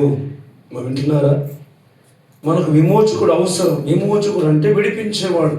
విమోచకుడు అంటే ఒక బానిసత్వంలో నుంచి లేకపోతే ఒక సమస్యలో నుంచి ఒక స్థితిలో నుంచి మనం రక్షించేవాడే విమోచకుడు. ఆ రక్షించేవాడు ఎలా ఉండాలంటే సగం సగం కాదు, కొంత మోసి మోయినట్టు కాదు, సంపూర్తిగా భరించాలి ఆయన, సంపూర్తిగా విడిపించాలి, సంపూర్తిగా రక్షించాలి. అలాంటి వారు దేవుని వాక్యం సెలవిస్తుంది. యోబు అంటున్నాడు, నేను కూడా నా చర్మము చీకిపోతుంది. ఏమంటున్నాడు? చీకిపోతుంది. నేను దేవుని శరీరం చీకిపోతే ఇక ప్రాణం ఏముంటుంది? శరీరం ఎప్పుడు చీకిపోతుంది? ప్రాణం వెళ్ళిపోయిన తర్వాత సమాధులు పెడితే అంత కొల్లు పట్టిపోతుంది కదా. అంటే యోబు అంత మరణాస్థితిలోనికి దిగజారిపోయాడు సాతాను శోధనను బట్టి. యోబు భక్తిపరుడు, యోబు నీతిమంతుడు, యోబు యథార్థవంతుడు, యోబు న్యాయవంతుడు. అలాంటి వ్యక్తికే మిక్కటి శ్రమలు వచ్చాయి, మిక్కటి కష్టాలు వచ్చాయి. అప్పుడు అంటున్నాడు, అంటే చాలా దిగజారిపోయిన స్థితిలో ఎవరి మాటలు పలకరు. కొంతమంది ఏమంటారు, ఇక మరణం వస్తే బాగుండు, ఇక నాశనం అయిపోతే బాగుండు, ఇక లేకుండా పోతే బాగుండు, లేకుండా పోతే బాగుండే అని అనుకున్న పరిస్థితుల్లో యోబు అలా మాట్లాడతలేడు. మనమైతే అలా మాట్లాడతాం. మనమైతే ఇక లేకుండా పోతే బాగుండు, ఇక ఉండకపోతే బాగుండు, లేదా ఇక చనిపోతే బాగుండు అని మనం అనుకుంటాం. అంతేనా? అక్కడ యోబు భార్య కూడా అంటుంది, మనం ఆ భాగాన్ని చదువుతున్నప్పుడు, ఇంకెందుకయ్యా ఈ బతుకు, లేదా ఆరోగ్యం లేదు, పిల్లలు లేరు, లేదా ఆస్తి లేదు, ఇల్లు లేదు, ఒంటిలో ఆరోగ్యం కూడా సక్కలేదు, ఎందుకు ఇంకా బ్రతికేది అమంటుంది. దేవుని దూషించే మరణంగా, దేవుని దూషిస్తే ఏమవుతాడని, చచ్చిపోతాడని.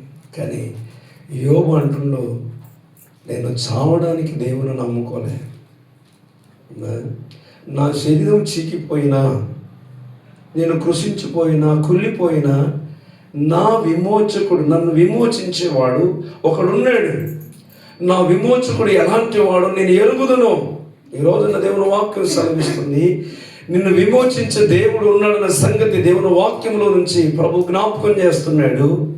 నీ విమోచకుడు ఎలాంటి వాడు నువ్వు ఎరిగితే, ఎంత కృంగిపోయినా, ఎంత కృషించిపోయినా, ఎంత దిగజారి అట్టడిగిపోయినా, కొన ప్రాణంతో కొట్టుమెట్టాడుతున్న ఒకవేళ నీ విమోచకుని నువ్వు గుర్తెరిగితే నీలో జీవం వస్తుందని దేవుని వాక్యం జ్ఞాపకం చేస్తుంది. చూడండి, అలాంటి స్థితిలో దిగిపోయిన యోబు అంటున్నాడు, నా విమోచకుడు సజీవుడు. ఎలాంటి వాడట? చచ్చిపోయిన వాడు కాదు నా దేవుడు నన్ను చంపడానికి. మనం ఊరికి చావు చావు చావు చావే శరణ్యం అనుకుంటా. మన దేవుడు సజీవుడైన వాడు, నా విమోచకుడైన వాడు, బ్రతికున్నవాడు, చచ్చిపోయినవాడు కాదు. ఆమె హల్లెలూయా. చచ్చిపోయిన చూసే సావు మనకు వస్తుందట. మన దేవుడు సజీవుడై, అందుకే ప్రకటన గ్రంథంలో అంటాడు, నేను మృతుడునైతిని కానీ 1వ అధ్యాయం 18వ వచనం ప్రకటన గ్రంథంలో, ప్రకటన గ్రంథం 1వ అధ్యాయం 18వ వచనం. నేను మొదటి వాడును కడపటి వాడును జీవించువాడును మృతుడనైతిని గాని ఎప్పుడట? యుగ యుగములు ఆయన సజీవుడు. మనం ఆరాధించే దేవుడు చచ్చినోనే బతికినోనే సజీవుడైన వాడిని, అల్ఫా ఒమేగా, ఆది అంతములో ఆయనే. వాక్యం అంటుంది, నేను మృతుడనైనాను కానీ యుగ యుగములు సజీవుడు. ఎందుకు మృతుడయ్యాడంటే మన కొరకు. ఎందుకు మృతుడయ్యాడంటే మనల్ని విమోచించుట కొరకు. ఇక్కడ నేను చెప్పదలిసిన మాట ఏంటి తెలుసా? యోబు అంటున్నాడు, నేను చావ సిద్ధంగా ఉన్నాను, లేదా భార్య అంటుంది చచ్చిపోయా అంటుంది. ఆ పరిస్థితులన్నీ చూసినప్పుడు యోబు మరణావస్థకు వచ్చాడు. అప్పుడు యోబు ఒక నిరీక్షణాస్పదమైన మాట పలుకుతున్నాడు, నా విమోచకుడు. ఎంత అట్టడిగిపోయాను కదా, ఎంత కృషించిపోయాను కదా, నా శరీరం చీగిపోతుంది కదా, ఇదిగో ఇదే దేహంతో ఇదే కళ్ళతో నా ప్రభువును చూస్తాను. నా దేవుడు సజీవుడు, నా విమోచకుడు, నన్ను విమోచించేవాడు, నన్ను బ్రతికించేవాడు. నన్ను విమోచించేవాడు. నా మరణములో, నా శాపములో, నా కొరతలో, నా ఇబ్బందుల్లో ఎక్కడ నేను పడి ఉన్నానో ఈ మరణావస్థలో నుంచి ఆయన లేవనెత్తువాడు. ఆమె హల్లెలూయ. వాక్యం అంటుంది ఆయన మృతుడయ్యాడు కానీ యుగయుగములు సజీవుడు, యుగయుగములు జీవించువాడు. దేవుని వెళ్ళారు. అందుకే యెషయా గ్రంథంలో అంటాడు, చూద్దాం 26వ అధ్యాయం 19వ వచనంలో. యెషయా గ్రంథం 26:19. మృతులైన నీవారు బ్రతుకుతారు, నా వారి శవములు సజీవులగును. మేల్కొండి, ఉత్సహించుడి.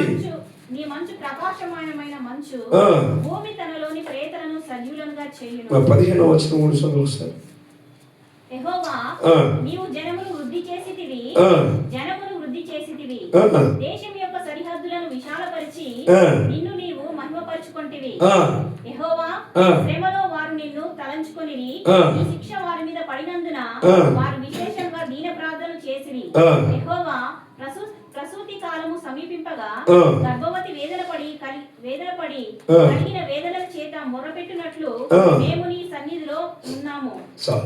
అంటే ప్రసవ వేదన పడినట్టుగా శ్రమలు, కష్టాలు ఇవన్నీ కలుగుతూ ఉన్నప్పుడు, ఆ మాటలు పలుకుతున్నప్పుడు ఆ చివరి 26వ అధ్యాయం 19వ వచనంకి వచ్చేసరికి మన వారు ఎవరైతే కృషించి చనిపోవడానికి సిద్ధమైపోతున్నారో మన విమోచకుని బట్టి, మనని బట్టి కాదు, మన విమోచకుడు సజీవుడు, మన విమోచకుడైన వారిని బట్టి నా వారి శవములు కూడా ఏమవుతాయి? సజీవులు అవుతాయి. నీ వారు మంటిలో పడి ఉన్నవారు బ్రతుకుతారు. దేవుడు బ్రతికించేవాడు, ఆయన బ్రతికి ఉన్నవాడు, మనల్ని బ్రతికిస్తాడు. ఆయన సజీవుడు, మనం కూడా సజీవులమే, మనం కూడా సజీవులమే. ప్రియ దేవుని బిడ్డలారా, దేవుని వాక్కు సెలవిస్తుంది, నా విమోచకుడు సజీవుడు. ఈ మాటలో మనం నేర్చుకోవాల్సింది ఏంటంటే, ఎంత మరణావస్థితి వచ్చినా, ఎన్ని పరిస్థితులు మనల్ని చుట్టుముట్టినా, ఎంత కృషించిపోయినా మన దేవుడు విమోచించేవాడు. మరణంలో నుంచి మనలో జీవాన్ని పొందింపు చేసేవాడు, జీవంలో ఉంచేవాడు ఆయన. చూడండి, హాస్పిటల్కి వెళ్తే రోగంతో వచ్చిందని పోతే లేదా వాళ్ళు ప్రయత్నం చేస్తారు, మెడిసిన్లు వేస్తారు, చివరికి ప్రాణం దినదినం క్రూశించి ఏమైపోతుంది? చచ్చిపోయిన తర్వాత అయిపోయి తీసుకుపోయినట్టు. అదే దేవుడు విమోచకుడైన దేవుడు ఆయన మృతులలో నుంచి లేపడానికి కదా ఆయన పాతాళ మట్టుకు దిగిపోయాడు, సమాధిలోనికి దిగిపోయాడు. అందుకే 43వ అధ్యాయం యెషయా గ్రంథంలో అంటాడు, చూడండి మొదటి వచనాలు. అయితే యాకోబు నిన్ను సృజించిన వాడు యెహోవా, ఇశ్రాయేలు ఇలాగూ సెలవిస్తున్నాడు, నేను నిన్ను విమోచించాను, భయపడకు. నా సొత్తు, నిన్ను విమోచించాను, భయపడకు. నీ పేరు రెట్టి పిలిచాను, నిర్మించాను, నేను పుట్టించిన వాడు నేనే.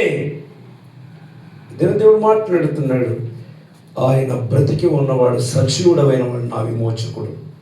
అయితే నన్ను కూడా బ్రతికిస్తాడు, నన్ను కూడా జీవింపజేస్తాడు, నన్ను కూడా నిత్యత్వంలోనికి తీసుకొని పోతాడు. ఆ విషయాన్ని దేవుడు వాక్యం మనం జ్ఞాపకం చేస్తున్న అపోస్తలుల కార్యం 1వ అధ్యాయం 3వ వచనం కూడా చూడండి ఒకసారి. అపోస్తలుల కార్యం 1వ అధ్యాయం 3వ వచనం. ఆయన శ్రమ పడిన తర్వాత 40 దినముల వరకు వారికి అగపడుచు రాజ్య విషయంలో గూర్చి బోధించుచు అనేక ప్రమాణములను చూపి వారికి తను తాను సజీవుడిగా కనపరుచుకున్నాడు. ఎలా కనపరుచుకున్నాడట? అయిపోయింది, యేసు ప్రభు చరిత్ర అయిపోయింది, చచ్చిపోయాడు అనుకున్నారు. ఆయన బ్రతికుండగా అందరినీ చనిపోయిన వాడిని లేపాడు, ఆయన శ్రమలు అనుభవించాడు, ఆయన సిలువకేసి కొట్టివేయబడ్డాడు, ఆయన సమాధి చేయబడ్డాడు, ఆయన సజీవుడై తిరిగి లేచిన తర్వాత ఇంకా 40 రోజులు భూమి మీద తను తాను మృతుడుగా కనపరుచుకున్నాడు. సజీవుడుగా బ్రతికి ఉన్నవాడుగా కనపరుచుకున్నాం. మనం ఆరాధించే దేవుడు చచ్చిపోయాడా, బ్రతికున్నాడా? మనం ఆరాధిస్తున్న దేవుడు సజీవుడా, మృతులైన వాడిని మనం ఆరాధిస్తున్నాము. బ్రతికున్న వాడిని సజీవుడైన వాడిని. ఆ యేసుప్రభు చనిపోయిన తర్వాత సమాధి చేసి కదా, సమాధి చేసిన తర్వాత అంతకుముందు లేఖనాలు చెప్పాడు, ఆయన 3వ దినమున లేస్తాడు అని. రాను వారికి ఆ వంచకుడిలా బతుకున్నప్పుడు చెప్పారని వాళ్ళు మాట్లాడుకొని ఆ సమాధికి అంతా కూడా ముద్ర వేసి సమాధి చుట్టూ రాను వారిని బందోబస్తు పెట్టి సంఖ్యలు వేసి ఆ బందోబస్తు చేశారు సమాధిని. ఏ సమాధిని అలా చేయలే యేసుప్రభు సమాధి. ఎందుకు అలా చేశారంటే ఆయన లేస్తానని చెప్పాడు. ఏమని వాళ్ళు మాట్లాడుకున్న సందర్భం, ఆయన లేస్తాడని చెప్పాడని వాళ్ళు జ్ఞాపకం చేసుకున్నారట. అందుకు ఆ సమాధి చుట్టూ పెద్ద భద్రత కలిగించారు. దేవుని బిడ్డలారా, తాను చెప్పినట్టే, ఏమని తాను చెప్పినట్టే లేఖనం రాయబడినట్టే ఆయన 3వ దినమున సమాధి నుంచి తిరిగి లేచాడు. ఆ సంగతి శిష్యులు మర్చిపోయి పెందల కడనే ఆదివారం ఇంకా చీకటిగా ఉండగానే కొంతమంది స్త్రీలు సుగంధ ద్రవ్యాలు సిద్ధపరుచుకొని సమాధుల తోటకి వెళ్ళారట. ఎక్కడికి వెళ్ళారు? సమాధుల తోటకి వెళ్ళి వాళ్ళు మాట్లాడుకుంటున్నారు. చూడండి, రానో వారిని ఇలా మాట్లాడుకుంటున్నారు. దేవుని వెళ్ళారా, స్త్రీలేమో ఇలా మాట్లాడుకుంటున్నారు. వాళ్ళేమో ఆయన లేస్తాడని వంచకుడు చెప్పాడని సమాధిని భద్రం చేశారు. వీళ్ళేమో యేసు దేహమును మనకి ఎవరు చూపిస్తారు, ఎవరు ఆ రాయిని బొర్లిస్తారు, మనకి ఎవరు సహాయం చేస్తారని మృతులలో సజీవుడైన వాడిని వెతుకుతున్నారు వాళ్ళు. ఈరోజు అదే స్థితి క్రైస్తవులు. సజీవుడైన వాడిని విమోచుకుని మనం వెలిగితే మనం ఎప్పుడు నిర్జీవంలో ఉండం, ఎప్పుడు నిరుత్సాహంలో ఉండం, ఎప్పుడు బలహీనతలో ఉండమో. దేవుని పెట్టారా, వాళ్ళు సమాధులు వెతుకుతున్నప్పుడు అలా మాట్లాడుకుంటూ వెళుతున్నప్పుడు దూత కనబడింది. రాయి బొర్లించబడి ఉంది. దూత కనబడి అంటుంది కదా, మీరు మృతుడైన అంటే సజీవుడైన వారిని మీరు మృతుల్లో ఎందుకు ఎతుకుతున్నారు అని ప్రశ్నించింది. సజీవుడైన వారిని ఎక్కడ ఎతుకుతున్నారు? సరే, ఆనాడు పక్కన పెట్టి ఈనాడు కూడా నవంబర్ 1-2 తారీఖులు వస్తే ఈనాడు క్రైస్తవులు కూడా కట్టిపోతున్నారు. ఆల్ సోల్స్ డే తెలుసా మీకమ్మా? ఈ వాళ్ళ సమాధులకు శృంగారిస్తున్నారు, వాళ్ళ సమాధులకు భోజనాలు పెడుతున్నారు, వాళ్ళ సమాధులకు రంగులు వేస్తున్నారు. చూడండి ఎలాగ మృతుల్లో వెతుకుతున్నారు. లేఖనాలు మరిచిన మందమత్తలైపోతున్నారు. వాక్యం అంటుంది, యోబు ఒక మాట చెప్తున్నాడు, నేను మృతతుల్యుడైపోవడానికి సిద్ధంగా ఉన్నాను. చావే శరణంగా ఉంది, కానీ ఇక అలాంటి స్థితిలో ఉన్నాను, కానీ నేను చస్తాను అనుకోవట్లేదు. నా దేవుడు సజీవుడు, నేను కూడా సజీవుడనే. ఆమేన్. హల్లెలూయా. మనమేమనుకుంటాం? చస్తున్నాం అనుకుంటామా? బ్రతికించుట కొరకే యేసు వచ్చాడు. ఎందుకు వచ్చాడు? బ్రతికించుట కొరకే వచ్చాడు. హల్లెలూయా. అందుకే అంటాడు, సజీవుడైన నా విమోచకుడు సజీవుడు, నా విమోచకుడు బ్రతికి ఉన్నవాడు. లాజరు గురించి చాలాసార్లు చెప్పాను కదా, వింటున్నారు? లాజరు చచ్చిపోయాడు, యేసుప్రభు ఉన్నాడు అప్పుడు. వినా ఏంటి? లాజరు చచ్చిపోయి 4 రోజులు అయిపోయింది. లాజరు చచ్చిపోయాడని విని ఇంకా ఆలస్యం చేశాడంట ప్రభు. ఎప్పుడు ఎక్కడెక్కడ తిరిగి సువార్త ప్రకటించినా సాయంత్రం కాగానే బేతనీయకు వచ్చేవాడు. బేతనీయలో వారింట్లోనే బస చేసేవాడు యేసు ప్రభు. కానీ వారింట్లోనే రోగం కలిగింది, వారింట్లోనే మరణం సంభవించింది. సంభవించి వార్త వినబడింది. మొదటి రోజు వెళ్ళిపోయింది వార్త. చావు కబురు తొందరగా వెళ్ళదట, తెలుసా మీకు? కొన్నిసార్లు వెళ్తుంది, కొన్నిసార్లు. అప్పుడు మొదటి రోజు వార్త వచ్చేసింది. ఆయన ఆలస్యం చేసి ఇంకా లేట్ అయ్యేసరికి 4 దినములు అయిపోయింది. ఆఫ్టర్ చనిపోయిన 7-24 అవర్స్లో సమాధి చేసేస్తారు. ఒక దూరం ఉంటే ఫ్రిడ్జ్లో పెట్టి అలా చేస్తున్నాయి ఈ రోజుల్లో. కానీ ఆ రోజుల్లో సూర్యుడు అస్తమించే వరకు సమాధి చేసేయాలి. వింటున్నారు? ప్రియ దేవుని బిడ్డలారా, గమనించారు. అప్పుడు లాజరు చనిపోయిన 4 రోజుల తర్వాత సమాధి చేశారు. అంతా అన్ని కార్యక్రమాలు 3 రోజులకి కార్యక్రమం అయిపోతాయి కదా కొన్ని సందర్భాలు. 4వ దినం వెళ్ళాడు. 4వ దినం వెళ్ళాడు. 4వ దినం వెళ్తే అప్పటికే చెప్పారు, చచ్చిపోయాడు. లాజరు ఏమైపోయాడు? చచ్చిపోయాడు. వాళ్ళందరూ ఏడుస్తున్నారు, దుఃఖపడుతున్నారు. మా చాలా సోదరులందరూ కూడా ఏడుస్తున్నారు. అప్పుడు ప్రభు చెప్పాడు, పునరుత్థానము నేనే, జీవము నేనే. నా యందు విశ్వాసం ఉంచిన వాడు చనిపోయినా బ్రతుకుతాడు. నా యందు నమ్మకం ఉంచండి అంటున్నాడు అక్కడ. ఆమె అంటుంది మార్త, పునరుత్థానం ఉందా, లేస్తాడని నమ్మకం నాకుంది ప్రభువా. పునరుత్థానం ఎవరు? ఇదిగో నీ విమోచకుడు బతికే ఉన్నాడు. నీ విమోచకుడు నీ యొద్ద ఉన్నాడు. ఈరోజు మనం ఆరాధించే దేవుడు, మనం స్తుతించే దేవుడు మనతో ఉన్నాడు, మన చెంత ఉన్నాడు, మన హృదయలో ఉన్నాడు. నువ్వు నమ్మితే, విశ్వసిస్తే వాక్యం అంటుంది చచ్చిపోయినా బ్రతికిస్తాడు. ఆమె నెల్లి ఇంకో మాట చెప్పన, ఎఫెసీ పత్రిక 2వ అపరాధం చేత పాపలు చచ్చిన మనల్ని క్రీస్తు కూడా బ్రతికించాను. చచ్చాము, ఆల్రెడీ చచ్చిపోయాడు, డెడ్. పాపములు అపరాధం చేత ఏమైపోయాం? అపరాధులు చచ్చిన మనల్ని క్రీస్తు కూడా బ్రతికించాడు. మాటికి మన శరీరం ఏమో చావును కోరుకుంటుంది, సజీవుడైన దేవుడే మనం బ్రతికించాలనుకుంటున్నాడు. అందుకొరకు ఈ లోకానికి వచ్చి మన కొరకు చచ్చిపోయి మనల్ని బ్రతికించాడు. యోహాను సువార్త 15వ అధ్యాయంలో రాయబడింది కదా, నీతిమంతుని కొరకు కూడా చనిపోవుట అరుదు. ఎవడైనా ఒకడు మంచి వారి కొరకు చనిపోవచ్చు, కానీ రోమపత్రిక 5వ అధ్యాయంలో అంటాడు కదా, 5వ అధ్యాయం, ఆయన ప్రేమ వెడలిపరుస్తున్నాడు ఎత్తనగా అంటూ మనం ఇంకా బలహీనులుగా, పాపులుగా, లేదా శత్రువులుగా, ఇంకా దూరంగా, ఇంకా భక్తిహీనులుగా ఉండగానే చెడ్డల కొరకు ఎవరు చచ్చిపోతారు? ఎఫెసీ పత్రిక 2వ అధ్యాయం చెప్పబడింది కదా, అపరాధముల చేత పాపముల చేత చచ్చిన మనల్ని ఆయన మనల్ని ఏం చేశాడు? ఈ వాక్యం మొదటి భాగంలో నా విమోచకుడు సజీవుడు అనే మాటలో ఆయన సజీవుడై మనల్ని సజీవులుగా ఉంచాడు. ఆయన బతికి మనల్ని బ్రతికించాడు. ఆయన నివసించి మనల్ని నివసింపజేస్తున్నాడు. ఆయన మొదట పునరుత్థానుడై తిరిగి లేచాడు, మనల్ని కూడా ఆయన పునరుత్థానంగా చేస్తాడు. ఆమె నెలయ్య అదే ప్రకారం నమ్మిన ఎడల ఆయన లేచిన ప్రకారం మనం కూడా వేస్తామా? లేవు. నమ్మకం లేకపోతే లేవు. ఏదో నోటికొచ్చి చెప్పడం కాదు, నిశ్చయత. యోగుకున్న నిశ్చయత మనకుందా? యోగుకున్న ధైర్యం మనకుందా? యోగుకున్న శక్తి మనకుందా?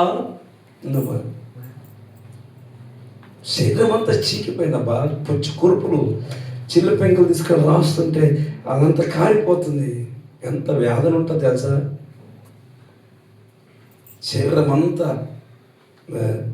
చిన్న దగ్గు తట్టుకోలేకపోతున్నాం కదా, చిన్న గొంతు నొప్పి తట్టుకోలేకపోతున్నాం, చిన్న కాళ్ళ నొప్పులు తట్టుకోలేకపోతున్నాం. ఆయన దేహం అంతా గాయాలు, కురుపులే, ఆరోగ్యం లేదు. శరీరం అంతా చీకిపోయింది. ప్రభు అంటున్నాడు, నా విమోచకుడు సజీవుడు. ఆమేన్, హల్లెలూయా. ఆ మాటని, ఆ విశ్వాసమే, ఆ భక్తే ఆయన మరలా బ్రతికించింది. తర్వాత అధ్యాయం చదివితే దేవుడు సుడిగాలుడు యోబుతో మాట్లాడుతున్నాడు కదా, మరల ఆరోగ్యం వచ్చింది, మరల సంపద వచ్చింది, మరల పిల్లలు కలిగారు, మరల ఒక్కదానికంటే రెండంతల దీవెన, రెండంతల ఆశీర్వాదం. ఎవరిచ్చారు? డాక్టర్లు ఇవ్వలే, డబ్బులు ఇవ్వలే, పోగొట్టుకున్న సంపద ఇవ్వలే. ఎవరిచ్చారు? తన అక్కదమ్ములు ఇవ్వలేదు. ఆయన ఆరోగ్యం పాడైనప్పుడు ఎవరు రాలేదట. దేవుని బిడ్డలారా, వాక్యం అంటుంది, నా విమోచకుడు. మన దేవుడు ఎలాంటి వాడు? విమోచకుడు. ఆమేన్, హల్లెలూయా కదా. మరణావస్థితిలోనికి వెళ్ళిన, ఆరోగ్యం పాడైపోయినా, శ్రమలలో కృషించిపోయినా, కృంగిపోయినా, దిగజారిపోయినా, ఏ స్థితిలోనే ఉన్నా నీ విమోచకుడు ఎలాంటి వాడంటే వాక్యం అంటుంది, భయపడుతూ నిన్ను పేరు పెట్టి పిలిచాను, నా సొత్తు, నిన్ను విమోచించాను. ఆమేన్, హల్లెలూయా. పాపముల నుంచి, శాపముల నుంచి కదా, అపరాధం నుంచి చచ్చిన నిన్ను, నన్ను యేసు అక్కడే బ్రతికించారు. లోకంలో ఎవరు బ్రతికించారు? మీరు చూడండి, వినాలా? మనం బ్రహ్మపత్రిక 8వ అధ్యాయం చెప్పబడినట్లుగా మంచివాని కొరకు ఎవడైనా చచ్చిపోతాడు కదా, స్నేహితుల కొరకు ఎవడైనా అరుదుగా చనిపోవచ్చు, కానీ చెడ్డవారి కొరకు ఎవరు చచ్చిపోతారు అంటే పాపులంగా అపరాధులుగా ఉన్న మన కొరకే ఆయన చచ్చిపోయి మనలో బ్రతికించాడు, మనలో సజీవులుగా చేసి. ఒక ఉదాహరణ మీకు అంటే బైబిల్లో చిన్న నాకేం కథలు చెప్పడానికి రాదు, కానీ నయోమి మోయాబు దేశం వెళ్ళిపోయిన తర్వాత భర్త చనిపోయాడు, తన కొడుకులు కూడా పెళ్లి చేసిన మోయాబు స్త్రీలను కొడుకులు చచ్చిపోయారు, ముగ్గురు 3 రాళ్ళు అయిపోయారు. వింటున్నారా? నిరాశ ముగ్గురు 3 రాళ్ళు అయిపోయారు. తర్వాత ఊరిపై వెళ్ళిపోయింది, అమ్మా నేను ఇంకా నీకు పిల్లలు కానీ పెళ్లి చేయలేదు, నేను వెళ్ళిపోండి మీ ఇంటికని ఆమె ఆప్షన్ ఇచ్చేసింది. ఊరిపై ముద్దు పెట్టుకొని వెళ్ళిపోయింది. రూతు మిగిలిపోయింది. ఆ వృత్తాంతం మనకు తెలుసు. నీ దేవుడే నా దేవుడు, నీ జనమే నా జనం, నువ్వు ఎక్కడ చేస్తే నేను అక్కడ చేస్తాను. అది విశ్వాసం, నిరీక్షణ. నీ దేవుని బిడ్డ, నీ దేవుడే నా దేవుడు. బా ఎంత మంచి మాట, ఎంత మంచి నిర్ణయం, ఎంత మంచి ఒప్పుకోలు. ఒక మోయాబు స్త్రీ అండి, యూదా స్త్రీ కాదు, ఇశ్రాయేలు స్త్రీ కాదు, వాగ్దాన నిబంధనలు ఎరిగిన స్త్రీ కాదు. ఈ నయోమి ఇంటికి వచ్చిన తర్వాత, కోడలుగా చేయబడిన తర్వాత, దేవుని గురించి విన్న సంగతులు ఎరిగిన తర్వాత నయోమిని విడిచిపెట్టడానికి ఇష్టపడలేదు, దేవుని విడిచిపెట్టడానికి ఇష్టపడలేదు. అదే ఓర్ప అయితే వెళ్ళిపోయింది, ఆ సంగతి మనకు తర్వాత సంగతి. కానీ దేవుని వాక్యం నేను చెప్పదలసిన మాట ఏంటంటే, సరే అత్తను అంటుకొని మరలా బెత్లెహేం ప్రాంతానికి వచ్చిన రూతు వచ్చిన తర్వాత ఇద్దరు విధవరాళ్ళే, యవనస్తురాలైనటువంటి ఆమె రూతు. అప్పుడు ఆ రోజుల్లో వాడుక చొప్పున ఆనవాయితీ తన కుటుంబంలో బంధువులు వరుసైన వాళ్ళు వారిని విడిపించాలి, వారిని చేసుకోవాలి. ఆమెను ఏం చేసుకోవాలి? వివాహం చేసుకొని ఆమె విధవరాలత్వాన్ని తొలగించేసి ఆమె జీవితాన్ని కాపాడాలి. అలాంటి ఆనవాయితీ ఉన్నదట. సొంత బంధువులు ఉన్నారు, ఎవడు కూడా విమోచించడానికి ఎవడు వీలు లేదు. అప్పుడు ఆ బెత్లెహేం ప్రాంతంలో కదా బోయాజ్ అనే వ్యక్తిని మనం చూస్తాం. మంచి భూస్వామి, మంచి పంట పండించాడు కదా. అక్కడికి వెళ్ళాడు, ఆమెను పరిగెరుకోవడానికి వెళ్ళింది. ఆ వృత్తాంతం అంతా మనం చరిత్రరోధ గ్రంథంలో మనం చూస్తాం. ఇప్పుడు దేవుని బిడ్డారు వెళ్ళిన తర్వాత ఆమెను విమోచించిన విధానం మీరు చూస్తే, ఆమె విధవరాలు, ఆమెను భర్తను కోల్పోయింది. ఆమె ఇశ్రాయేలు స్త్రీ కాదు, మోయాబు దేశపు స్త్రీ. చూడండి, బోయాజు ఆమెను పెళ్లి చేసుకునే విధానంలో మీరు చూస్తే, ఒక మాట చెప్పాలంటే దిక్కు దివాన లేదు, కృషించి మరణమే శరణ్యం. ఇక శాపంగా బ్రతకాల్సిన ఆమె విమోచన అనే మాట నేను జ్ఞాపకం చేస్తాను. విమోచన అనే మాట ఆ దేశపు లేదా ఆ బెత్లెహేం పట్టణంలో బోయాజు అంత ధనవంతుడు, ఆ ధనవంతుడికి భార్య అయిపోయింది, గనురాలైపోయింది. అందుకే నయోమి కంటే చరిత్రలో నిలిచింది ఎవరు తెలుసా? రూతు గ్రంథం. రూతు పేరు ఎందుకు వచ్చింది? అబ్బా మోయాబిరాలు. నయోమి పేరు రావాలి కదా. విమోచించబడి ఆమె గనురాలుగా చేయబడింది. విమోచించబడి రూతు చరిత్రలో నిలిచిపోయింది. విమోచించబడి విడిపించబడి ఆమె బానిసత్వం నుంచి, లేకపోతే ఆమె కృషించిపోయిన దాంట్లో నుంచి, లేకపోతే ఆమె మూఢత్వంలో నుంచి, తర్వాత ఆమెకున్న ఆ విధురాలతనంలో నుంచి, శాపగ్రస్తంలో నుంచి విమోచించబడి భిన్నురాలైపోయింది.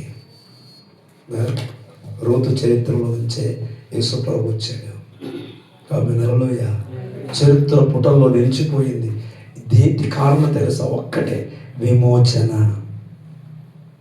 విమోచన ఎలా విడిపించాడంటే సంపూర్తిగా విడిపించాడు. మన దేవుడు కూడా సంపూర్తిగా విడిపిస్తాడు. ఎక్కడ కృషించిపోయాము, ఎక్కడ దిగజారిపోయాము, ఎక్కడ బలహీనమైపోయాము, ఎక్కడ చెడిపోయాము కదా, చెడ్డవారి కొరకే ఆయన వచ్చాడు, మంచి వారికి చేయడానికి. చచ్చిన వారిని బ్రతికించడం కొరకే, అనీతిమంతులు నీతిమంతులు చేయటం కొరకే. నా విమోచకుడు సజీవుడు, నేను కూడా సజీవుడని. నా విమోచకుడు నీతిమంతుడు, నేను కూడా నీతిమంతుడని. నా విమోచకుడు కదా ఆయన జీవించేవాడు, నేను కూడా జీవిస్తాను. చచ్చిన నన్ను బ్రతికిస్తాడు. ఆమె నెల్లి చచ్చిన నన్ను ఈ నిశ్చయంతో మనం బ్రతుకుదాం. చచ్చిన నన్ను బ్రతికిస్తాడు. కనుక చావు కోరకు నేను సజీవుడు, నేను నా ప్రభువును ఏమంటున్నాడు, నేను సజీవుడు నా ప్రభువును చూస్తాను ఈ కళ్ళతో, ఈ దేహంతో. అందరూ అనుకుంటున్నారు యోబు పని అయిపోయి చచ్చిపోతాడు. మనల్ని కూడా అనుకుంటారు చాలామంది, వీడి పని అయిపోయిందిరా అని. కానీ ఏం చేస్తాడు? కరోనా అప్పుడు అనుకున్నాడు అయిపోయింది రేడి పని, ఎప్పుడు కూడా అయిపోతుంది రేడి పని. కానీ ప్రభు ఏమంటాడు? బ్రతికిస్తాడు. ఆమె నా విమోచకుడు సజీవుడు. మిగతా 2 విషయాలు వచ్చే వారం మాట్లాడుకుందాం. నా విమోచకుడు ఎలాంటి వాడంటే సజీవుడు, నన్ను బ్రతికించేవాడు. నా విమోచకుడు ఎలాంటి వాడంటే నేను చచ్చినా బ్రతికిస్తాడు, నేను పాతాల్లో దిగిపోయినా నన్ను లేవనెత్తగలవాడు. నా విమోచకుడు ఎలాంటి వాడంటే నాకు ఆరోగ్యం లేకపోయినా నాకు ఆరోగ్యం ఇస్తాడు, నాకు ఆర్థిక పరిస్థితుల్లో కృషించిపోయినా, అన్నీ పోగొట్టుకున్నా, నయము జీవితాలు అన్నీ పోగొట్టుకుని మరలా ధన సంపన్నుని చేశాడు. ఆమె ఆకలి తీరింది, సమృద్ధి కలిగింది, ధన్యురాలు మారా మధురమైపోయింది. దేవుని బిడ్డలారా, విమోచకుడు ఎరిగితే, విమోచకుడు అనే మాట, ఈ మాట హృదయముల మీద రాసి పెట్టుకోండి. నా విమోచకుడు సజీవుడు, నేను ఆరాధించే దేవుడు సజీవుడు, యుగ యుగములు జీవించేవాడు, పునరుత్థానుడైన వాడు. ఆయన నన్ను బ్రతికిస్తాడు. ఆయన నన్ను ఏం చేస్తాడు? బ్రతికిస్తాడు. నేను ఓడిపోను. ప్రార్థన చేసుకున్నాను. తల నుంచి కళ్ళు మూసుకున్నాం అందరూ కూడా. నా విమోచకుడు అనే మాట, విమోచకుడు అంటే సంపూర్తిగా విడిపించాలి, సంపూర్తిగా రక్షించాలి, సంపూర్తిగా దండగా ఉండాలి. అది ఎవరయ్యా అంటే దేవుడు ఒక్కడే, యేసు ప్రభు ఒక్కడే. ఇద్దరు దేవుడు మాట్లాడుతున్నాడు. మనం ఎక్కడ వేసారిపోయి, ఎక్కడ దిగజారిపోయో, ఈ భారం, ఈ సమస్య, ఈ బాధ, ఈ కొరతలు ఎవరు తీరుస్తారు అని అనుకుంటున్నావేమో. అయితే వాక్యం అంటే ఇశ్రాయేలు నేను పుట్టించిన వాడు, యాకోబు నేను నిర్మించిన వాడు నేనే. ఇదిగో నీ విమోచకుడు, నేను పేరు పెట్టి పిలిచాను, భయపడకు, నువ్వు నా సొత్తు. ఆయన మనం బ్రతికిస్తాను. అందరూ కూడా లేచి నిలబడి ప్రార్థన చేసుకుందాం. ప్రియ దేవుని బిడ్డలారా, ఆయన సజీవుడు, మనల్ని సజీవులుగా ఉంచుతాడు. చనిపోయినా బ్రతుకుతాం, బ్రతికి నిలిచి ఉన్న మనం యుగ యుగములు దేవునితో ఉంటాం. ఇది సజీవుడని యేసును బట్టే మనకు కలిగింది, కానీ మన బలహీనతలను బట్టి కాదు. గుర్తుపెట్టుకోండి. ఆయన విమోచకుడు ఎలాంటి వాడంటే సజీవుడు. మాటతో వెళ్దాం. మనం ఆరాధించే దేవుడు సజీవుడు, నన్ను విమోచించేవాడు సజీవుడు, బ్రతికి ఉన్నాడు, నాతో ఉన్నాడు, నాలో ఉన్నాడు అని మాటతో వెళ్దాం. ఈరోజు ఎక్కడ నువ్వు నిత్యం అయిపోయావు, ఎక్కడ దిగజారిపోయావు, ఎక్కడ బలహీనమైపోయావు అని లేపుతాను నేను అక్కడి నుంచి. నమ్మితే గొప్ప కార్యం దేవుడు సచ్చిన లాజర్నే బ్రతికించు, మాడైపోయిన లేకపోతే పాడైపోయిన నయోమి కుటుంబాన్ని, రూతును ధనవంతురాలుగా చేశాడు, విమోచించాడు. విమోచన. దేవుని ఇశ్రాయేలు కూడా ఐగుప్తులో కృషించిపోయారు. ఎవరు మా దిక్కు అనుకున్నారు కదా. దేవుడే వారి విమోచకుడై వారిని విడిపించాడు కదా. ఆయన విడిపించే దేవుడు, విమోచించే ప్రార్థన చేసుకుని. పరిశుద్ధుడా, మహోన్నతుడా, గొప్ప దేవ, ఇంతవరకు 10 మాటను పట్టిస్తాడు. నిజమే ప్రభా, మా బలహీనతలో, మా అనారోగ్యతలలో, మా సమస్యలలో, మా కలిగే కష్ట నష్టములలో మమ్మల్ని ఎవరు విడిపిస్తారని అనేక సార్లు కృషించిపోయిన పరిస్థితులు, కానీ నా విమోచకుడు సజీవుడు అని మాతో మాట్లాడుతున్న యోబు ద్వారా ప్రభువా, మేము కూడా అలా నిరీక్షణ కలిగి నాయన, మేము కూడా సజీవుడైన వారిని ఎరిగి నాయన, అపరాధులతో పాపులతో చచ్చిన మమ్మల్ని కూడా బ్రతికించావని ఆ నిశ్చయత, ఆ విశ్వాసముతో నాయన నీ వలన బలమును పొంది కృషించుకోకుండా, బలహీన పడిపోకుండా నాయన మేము ఉన్నట్లు సాయించి ప్రతి కుటుంబాన్ని సజీవులుగా ఉంచమని ప్రార్థిస్తూ అనేక కుటుంబాలు సమస్యలు, బలహీనతలు, అనారోగ్యతలు, ఎన్నో పరిస్థితులు నాయన వాటన్నిటిలో నుంచి విడిపించి వారి కుటుంబాలకు సజీవుడైన దేవుడిగా ఉండి వారిని దర్శించి బ్రతికించమని ప్రార్థన మొదలుకొని పెద్దల వరకు దీవించమని ఎంతోమంది సన్నిధి మాకు చెందికి కృతజ్ఞతలు చెల్లించి యేసునామమున ప్రార్థన చేస్తున్నాను మా తండ్రి. మన పరమ తండ్రి దేవుని ప్రేమ, యేసుక్రీస్తు కృప, పరిశుద్ధాత్మ దేవుని సహవాసము, సన్నది కాపుదల, భద్రత కొండ మనందరికి సకల పరిశుద్ధులు ప్రభుత్వ పర్యంతరం సదాకాలము తోడి నడిపించును గాక. అందరి చేతులెత్తి పాట పాడించు. తండ్రి కుమార శుద్ధాత్మకును తగు స్తుతి మహిమలు కలుగాక. ఆదిని ఇప్పుడు ఎల్లప్పుడు నైనట్లు యుగములు నాను ఆమేన్. కుమార శుద్ధాత్మకును తగు స్తుతి మహిమలు కలుగాక.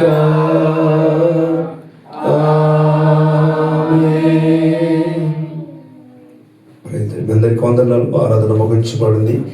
ఇక్కడ స్తుతులు అనే బుక్ ఉంది. స్తుతులలో ఉన్న ఆశీర్వాదం అనే బుక్, 2 బుక్స్ ఉన్నాయి.